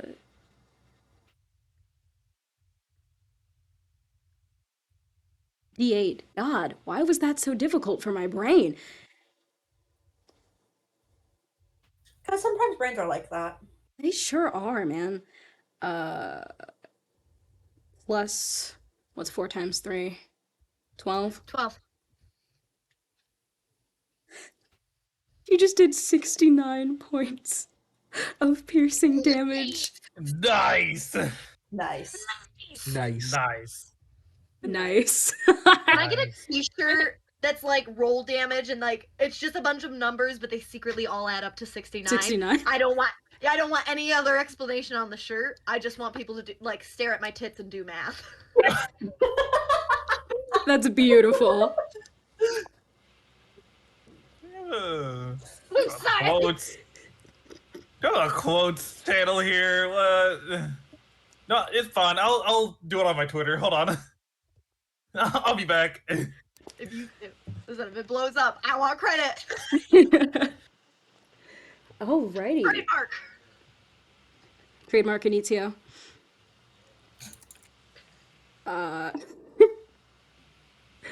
That was the end of Alicia's turn. It is now the Silver Tongue's turn, which I think means that they need to make another. What was it? Constitution? Correct. Yeah. Oh. I accidentally rolled a natural 20. Oh no, it doesn't count because it was an accidental roll. I was just saying. Excellent. Oh look, I on purpose rolled a natural 20. This isn't fair. Do you have to? This is. I'm still roll a 5d10. Okay. And then the other one is just a. What is that? I'm looking at the wrong sheet. Hold on. It's a 15. 2.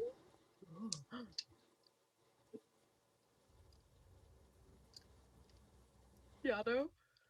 15 hits. It succeeds? Nope. Succeeds? Yeah. What is your spell save DC? Oh, spell save DC. Oh, sorry. I thought you meant armor class. My bad. No. 17? No. Okay. No. No. Okay. No. Sure. So one I thought you meant success armor and one. class, like, No. One success, one failure. yeah. So one of your locust swarms does full damage, and the other, I'm just going to say Yato's, does half damage. Oh, I was 11, already 17, having mine. 18, 19, Oh, 20. then never mind. One takes 20. That is. Hang on, sorry. Okay. That's max on 1. 10. On 1 die. 7 for me. 7 points of piercing damage? Yeah, I halved it already. Wow. Okay. Yeah, I did. All right. I rolled shit. So one takes 20, the other takes 21. Actually, hold on. Whoa, why are you rolling twice? Because didn't one take Only okay, one fail, so one No, mine was the fail. okay. You So rolled your I success. okay. I thought nope, just roll 5d10. Well, 5. did you cast it at the Oh, 6th right. level? Just roll. Or did you cast it at 5th level? No, I just cast it at 5th level. So 4d10 for 40 you. dead. Okay, yeah. You So roll one 4d10. just takes 20. Sorry. Okay. Sorry, my bad. I thought 2 creatures were in the space. No. My bad. That's on me. Pay attention when we D&D. I was making the tweet. I mean, you were Xing, you mean? Shut the fuck up. I'll never shut the fuck Never. up about that. Brilliant. The Silver Tongue looks hurt. This guy is not looking good. Still going to ignore you guys, and once again, continue casting the spell. The Earth Elemental, whose turn it is now, is going to use its burrowing ability. And, No! and yep, Earth Glide. The elemental can burrow through non-magical, unworked earth and stone. While doing so, the elemental doesn't disturb the material it moves through. So it's going to use its burrowing speed to get just right in the smack middle of y'all. I don't like this. Cole wants to go home. Sitting home. The good news is, this thing only has one attack, even though it does 2 slam attacks. It is currently closest to Briar, if I am not mistaken, because of the way it moved. It's going to make 1 slam attack against Briar.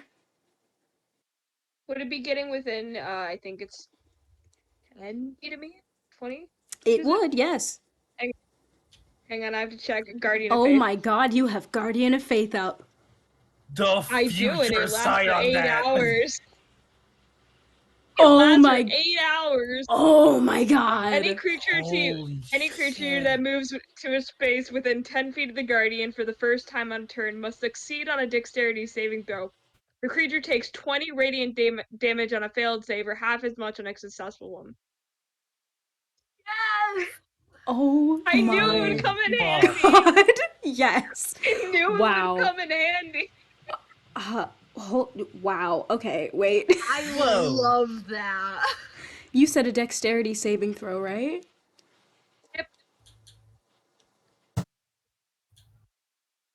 That's 16. It has a -1 to dex. Nope. Fantastic. So 20 points that's of radiant 20 damage. Yeah, 20 yeah, points of yeah. radiant damage. Incredible.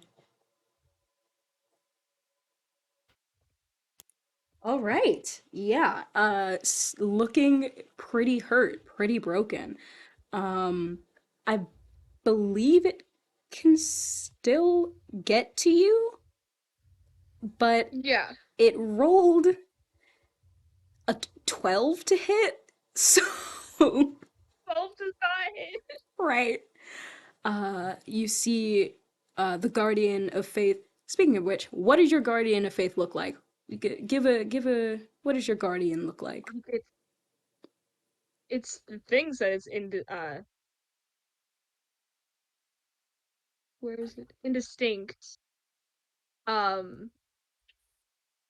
Ooh, geez. If I can make a description, the first description that came to my mind is like one of those old statues, like ivory covered statues that's been at like a temple far too long.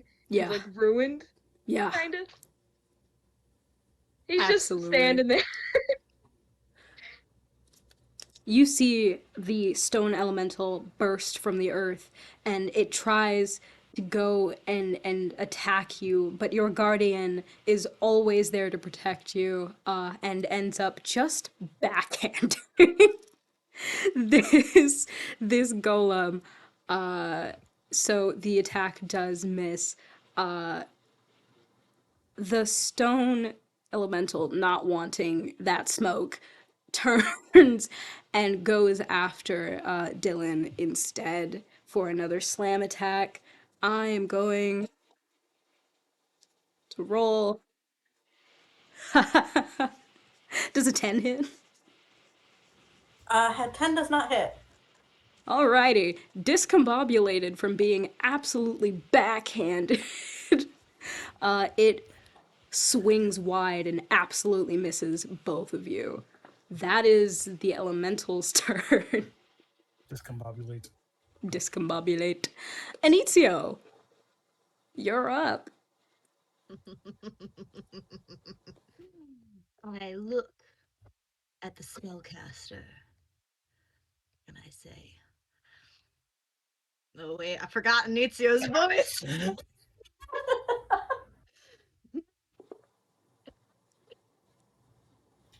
Yes.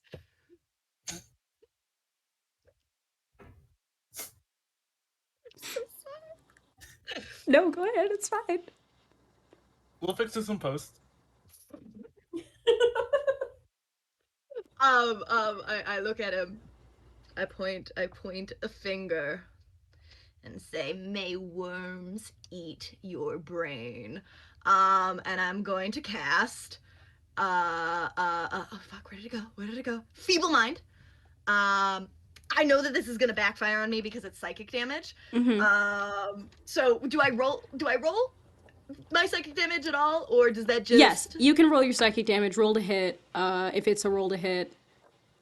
It is not. I need you to make an intelligence saving throw, please. Fair enough. Okay. That's cool. I get advantage on those. Dirty 20? Fuck you!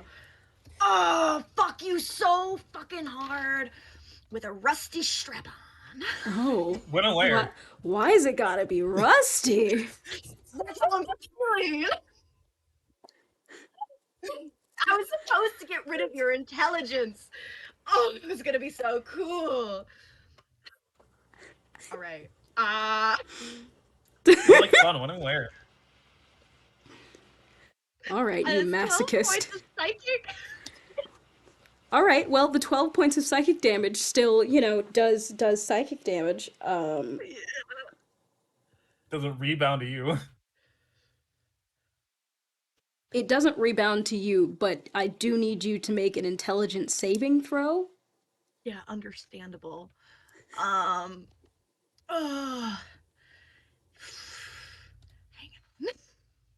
I'm feeling my feelings. Saving throw? Saving throw. Shit. Yeah. Oh. I have a +10, but I only rolled a 2, so 12.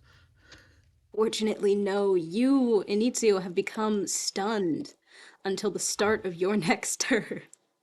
Again? Can I still use my bonus action? I'll say yes. Okay. You just can't move. That's fair. I'm a throw a thing of spores at the earth elemental. He's within 30 feet of me, right? Yeah. All right. I'm gonna cast spraying spores. Please. Oh no. Okay. There is a 10-foot cube of spores floating on him now, and at the start of its turn, it has to make a con save. Okay. I'm done now. All right. I feel better. I'm less angry. Keeping that in the back pocket. There's less rage. We are moving on to Briar. What you doing, babes? I am gonna do something not as powerful and cast Ray of Frost at the Earth Elemental. Okay. Okay, yeah. I do make a ranged spell attack for that. You sure do. Hang on, let me find a d20. That was a nat 20 Okay. without the modifiers. Wow. Right, so that is a total of, again, using D&D Beyond, because I don't feel like finding 14 points of frost damage. I think. And that was doubled? Yeah. Okay. No, that's just You rolled a natural 20, so you can either 48. double the dice or double, Did you double the dice? I did not, but I'll Double the double that dice. then. So that's 8d8 then, Yep. I think. Yep. Okay. Sorry, I completely forgot about that.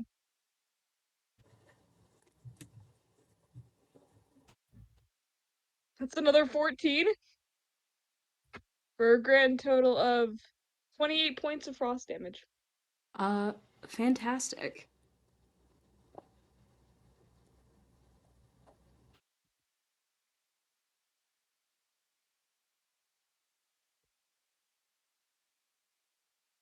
Ooh, yeah, the earth elemental is not looking good.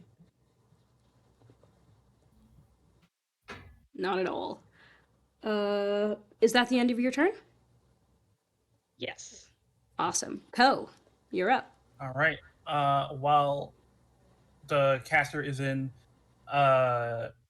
insect plague, gonna quickly look over to the stone giant and cast Toll the Dead. Now, it is a wisdom saving throw, and it did take damage before, so it's gonna be a D12. Okay. So Its wisdom is +0, so. yeah. It's a 13. No. Yeah. 40-12. Wow, that's 3 sevens. I should go to Vegas. Oh, fuck this. I have a calculator right in front of me. 3 sevens, 21. And an 11, so 32. 32. Oh my god, how do you want to do this? Necrotic damage. How do you want to do this? I kind of look to the stone giant and almost add a character for Ko.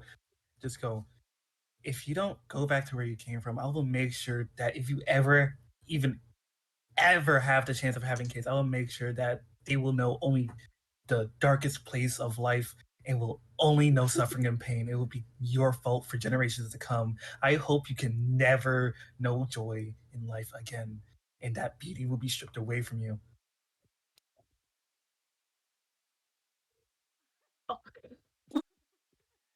What the fuck? Okay. God. You say that with just the wrath of 1,000 wronged generations. Stone giant didn't want to be here. It was summoned. And the stone elemental crumbles to dust.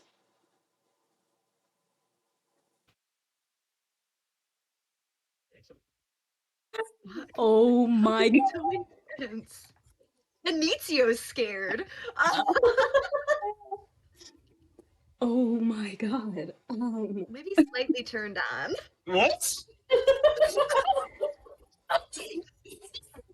I ship it. They held hands. Does anyone remember when they held hands?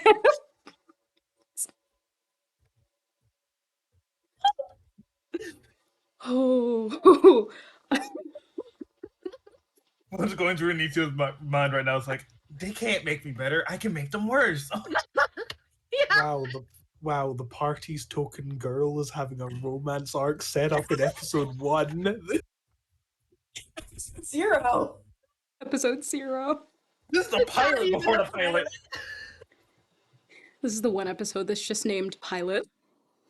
Yeah. Oh my god. It's what takes you on the air. That's why it's a pilot. That's why it's It puts you on on the the air. air. Dylan, it is your turn in initiative. You are all still. I'd say the closest one of you is Inizio, and Inizio is 55 feet? away from this caster currently? Um,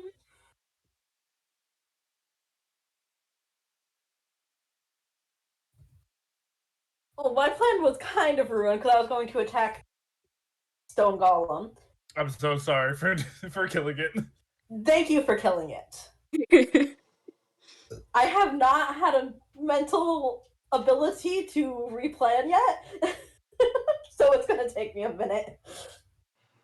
I'm just gonna do Magic Missile again for Okay. first level this time. Okay. Alright.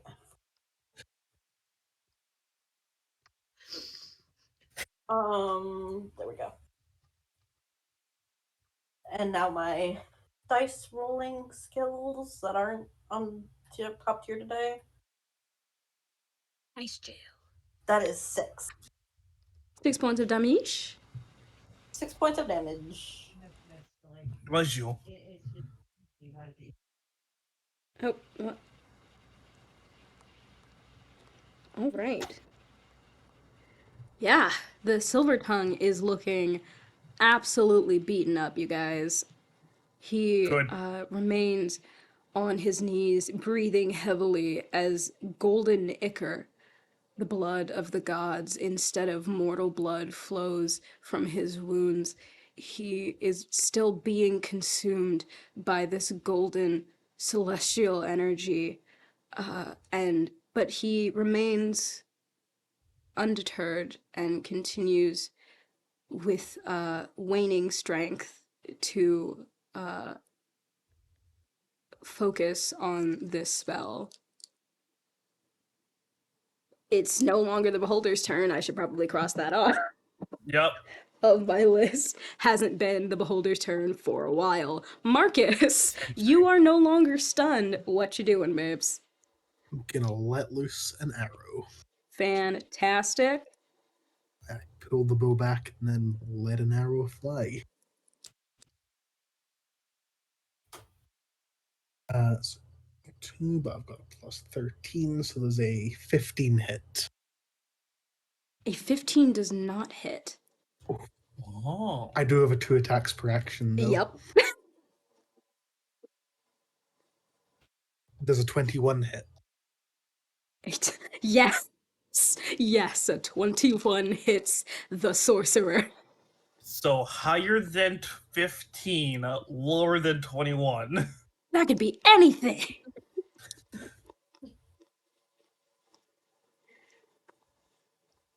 All right, how much damage? That is 10 damage.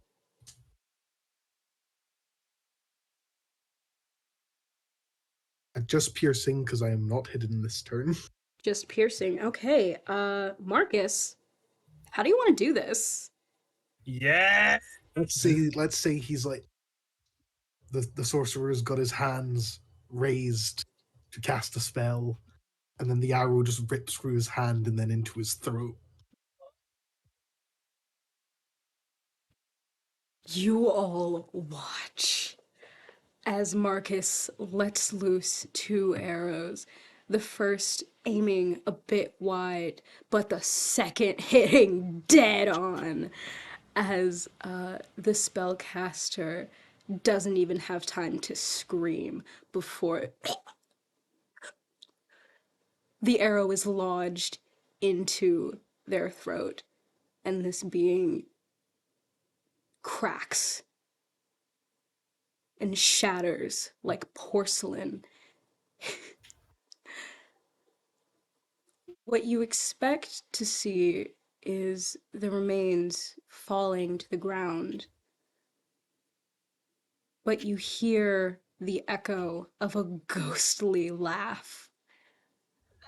The portal before you glows brighter and brighter. And as you have finally completed the sacrifice that was needed, Oh God. Fuck. the devotee glows a bright golden color, turns to dust, and is consumed by the portal itself. you all see the portal pulse once, twice, 3 times with golden light. The golden eyes once again come back and shine as a wicked pearly white smile appears within the darkness. And then the portal shatters. It cracks and breaks into multiple different pieces and implodes upon itself, exploding. I need all of you to make a dexterity saving throw as you are knocked backwards from the implosion of this portal. Okay. 25. Fantastic. Come on.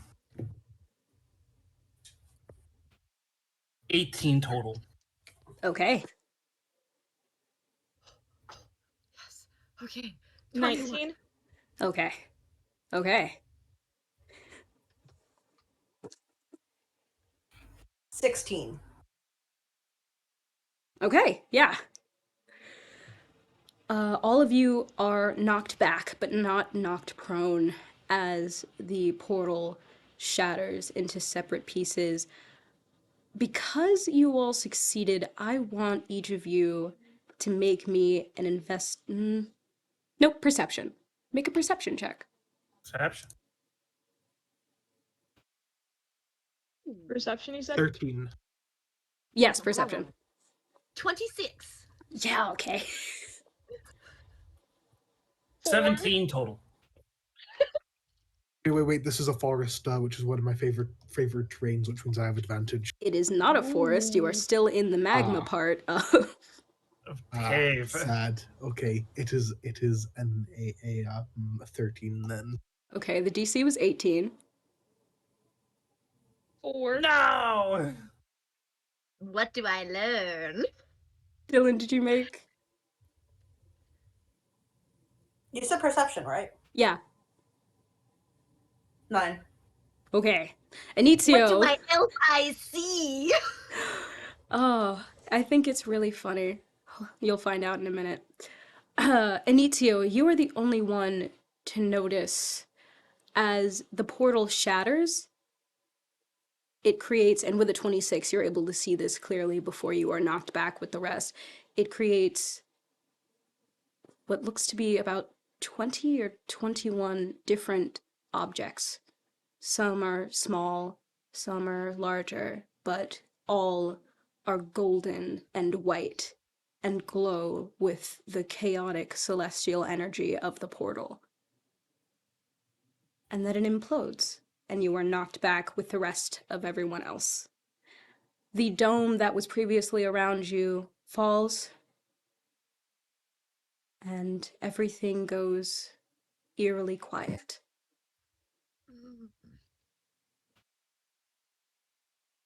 The altar. Yes. Oh no, you go, you go, Nope. you go. Uh, I'm just scared shitless and I want to leave. fair enough. The altar itself has been destroyed by the implosion. I don't know if you guys still have the insect plague up, but that would have also been destroyed in the blast. Alicia walks up towards all of you, breathing heavily, even though she took 0 damage that entire fight, and looks around. Well, I must say I'm impressed, which is difficult to do. Still, everything seems to have worked in our favor, for now. Inizio, I'm just gonna give this to you. You see in Alicia's eyes, as she declares that everything has worked out in your favor, she's hiding something. She looks more nervous than elated after having apparently defeated a very large world-ending foe. But she does eventually lead you all back to her camp with the rest of the astral elves, and eventually you all are transported back to the Eternal Sanctum, the the throne room within the Eternal Sanctum, where the Celestial Council resides. Upon their throne, Naimir continues to sit as if they had not moved the entire time. Uh, they continue to stare down at you all, and though you can still not see their eyes, a smile graces their features. I am so proud of each and every one of you. I knew that you had the ability and the capability to defeat this evil and drive it back to wherever it came from. I hope that I will be able to call upon you all again. I hope that you will not continue to disappoint me and the Celestial Council. This one good deed does not immediately erase all the things you have done, but it is a step in the right direction. Go. You deserve this rest, at least.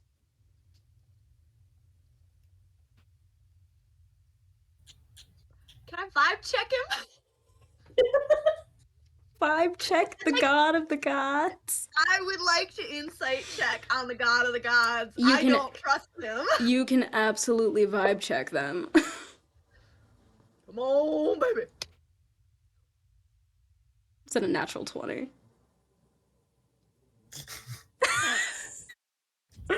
Incredible. Bella. All of your secrets. I Bella, want to know. I would like for you to check your DMs. Oh man. I love secrets. I will send I you wish.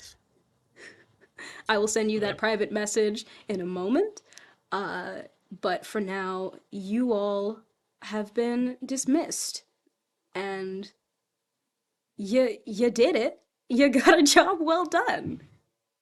But are we the baddies? Are we the bad guys? I mean, What? You're hanging out with me. Of course you're the bad guy.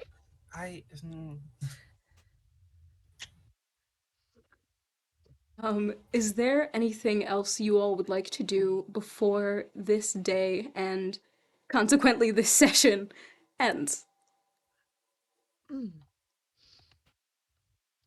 Victory party at my dimension?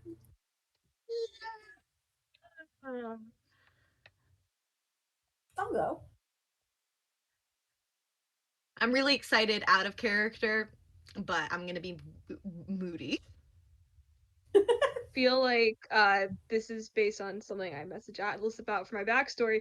Briar would attempt to make snacks, but they don't turn out well. Some of them are burnt. Oh. Most of them are burnt. There's like maybe one or two good ones, but they tried. They really tried. Is this intentional, Briar? Well, no. See, I followed the recipe the best I could, but ovens are fickle things. You are a god. You are a god. Being bested by an oven. Still, I like to do it the old-fashioned way. All right. You're a god. Being bested by an oven. I'm gonna touch one of them to make them moldy. Just one moldy cookie. I'm gonna hide it in with the rest of them though. See, I prefer to do it the old-fashioned way. That's just me. I could manifest cookies, but still. I also have to agree with Briar. I like cooking by hand and baking, and just fun. See, I like eating. We don't need to eat, That though. doesn't mean we don't have to. No, we literally don't have to. There's difference between need and have to. Mm. We still can. We just don't need it. Come on. You do not have to eat. Yeah, but like, come on. You Don't you can still taste. don't you miss the taste of your mom's home cooked meal? I never had a mom.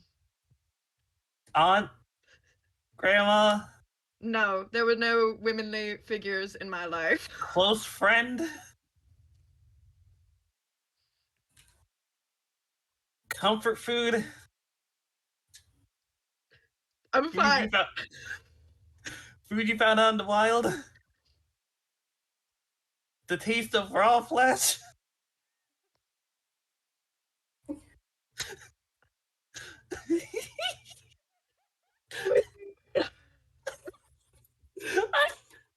I am a circle of spores, druid.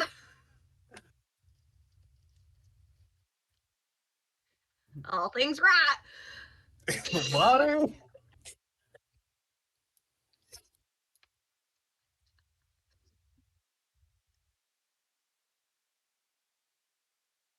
Ice. Like, It does nothing for me. It's all right, I guess. I will eat a cookie if it will get you all off of my back. have a meal at least.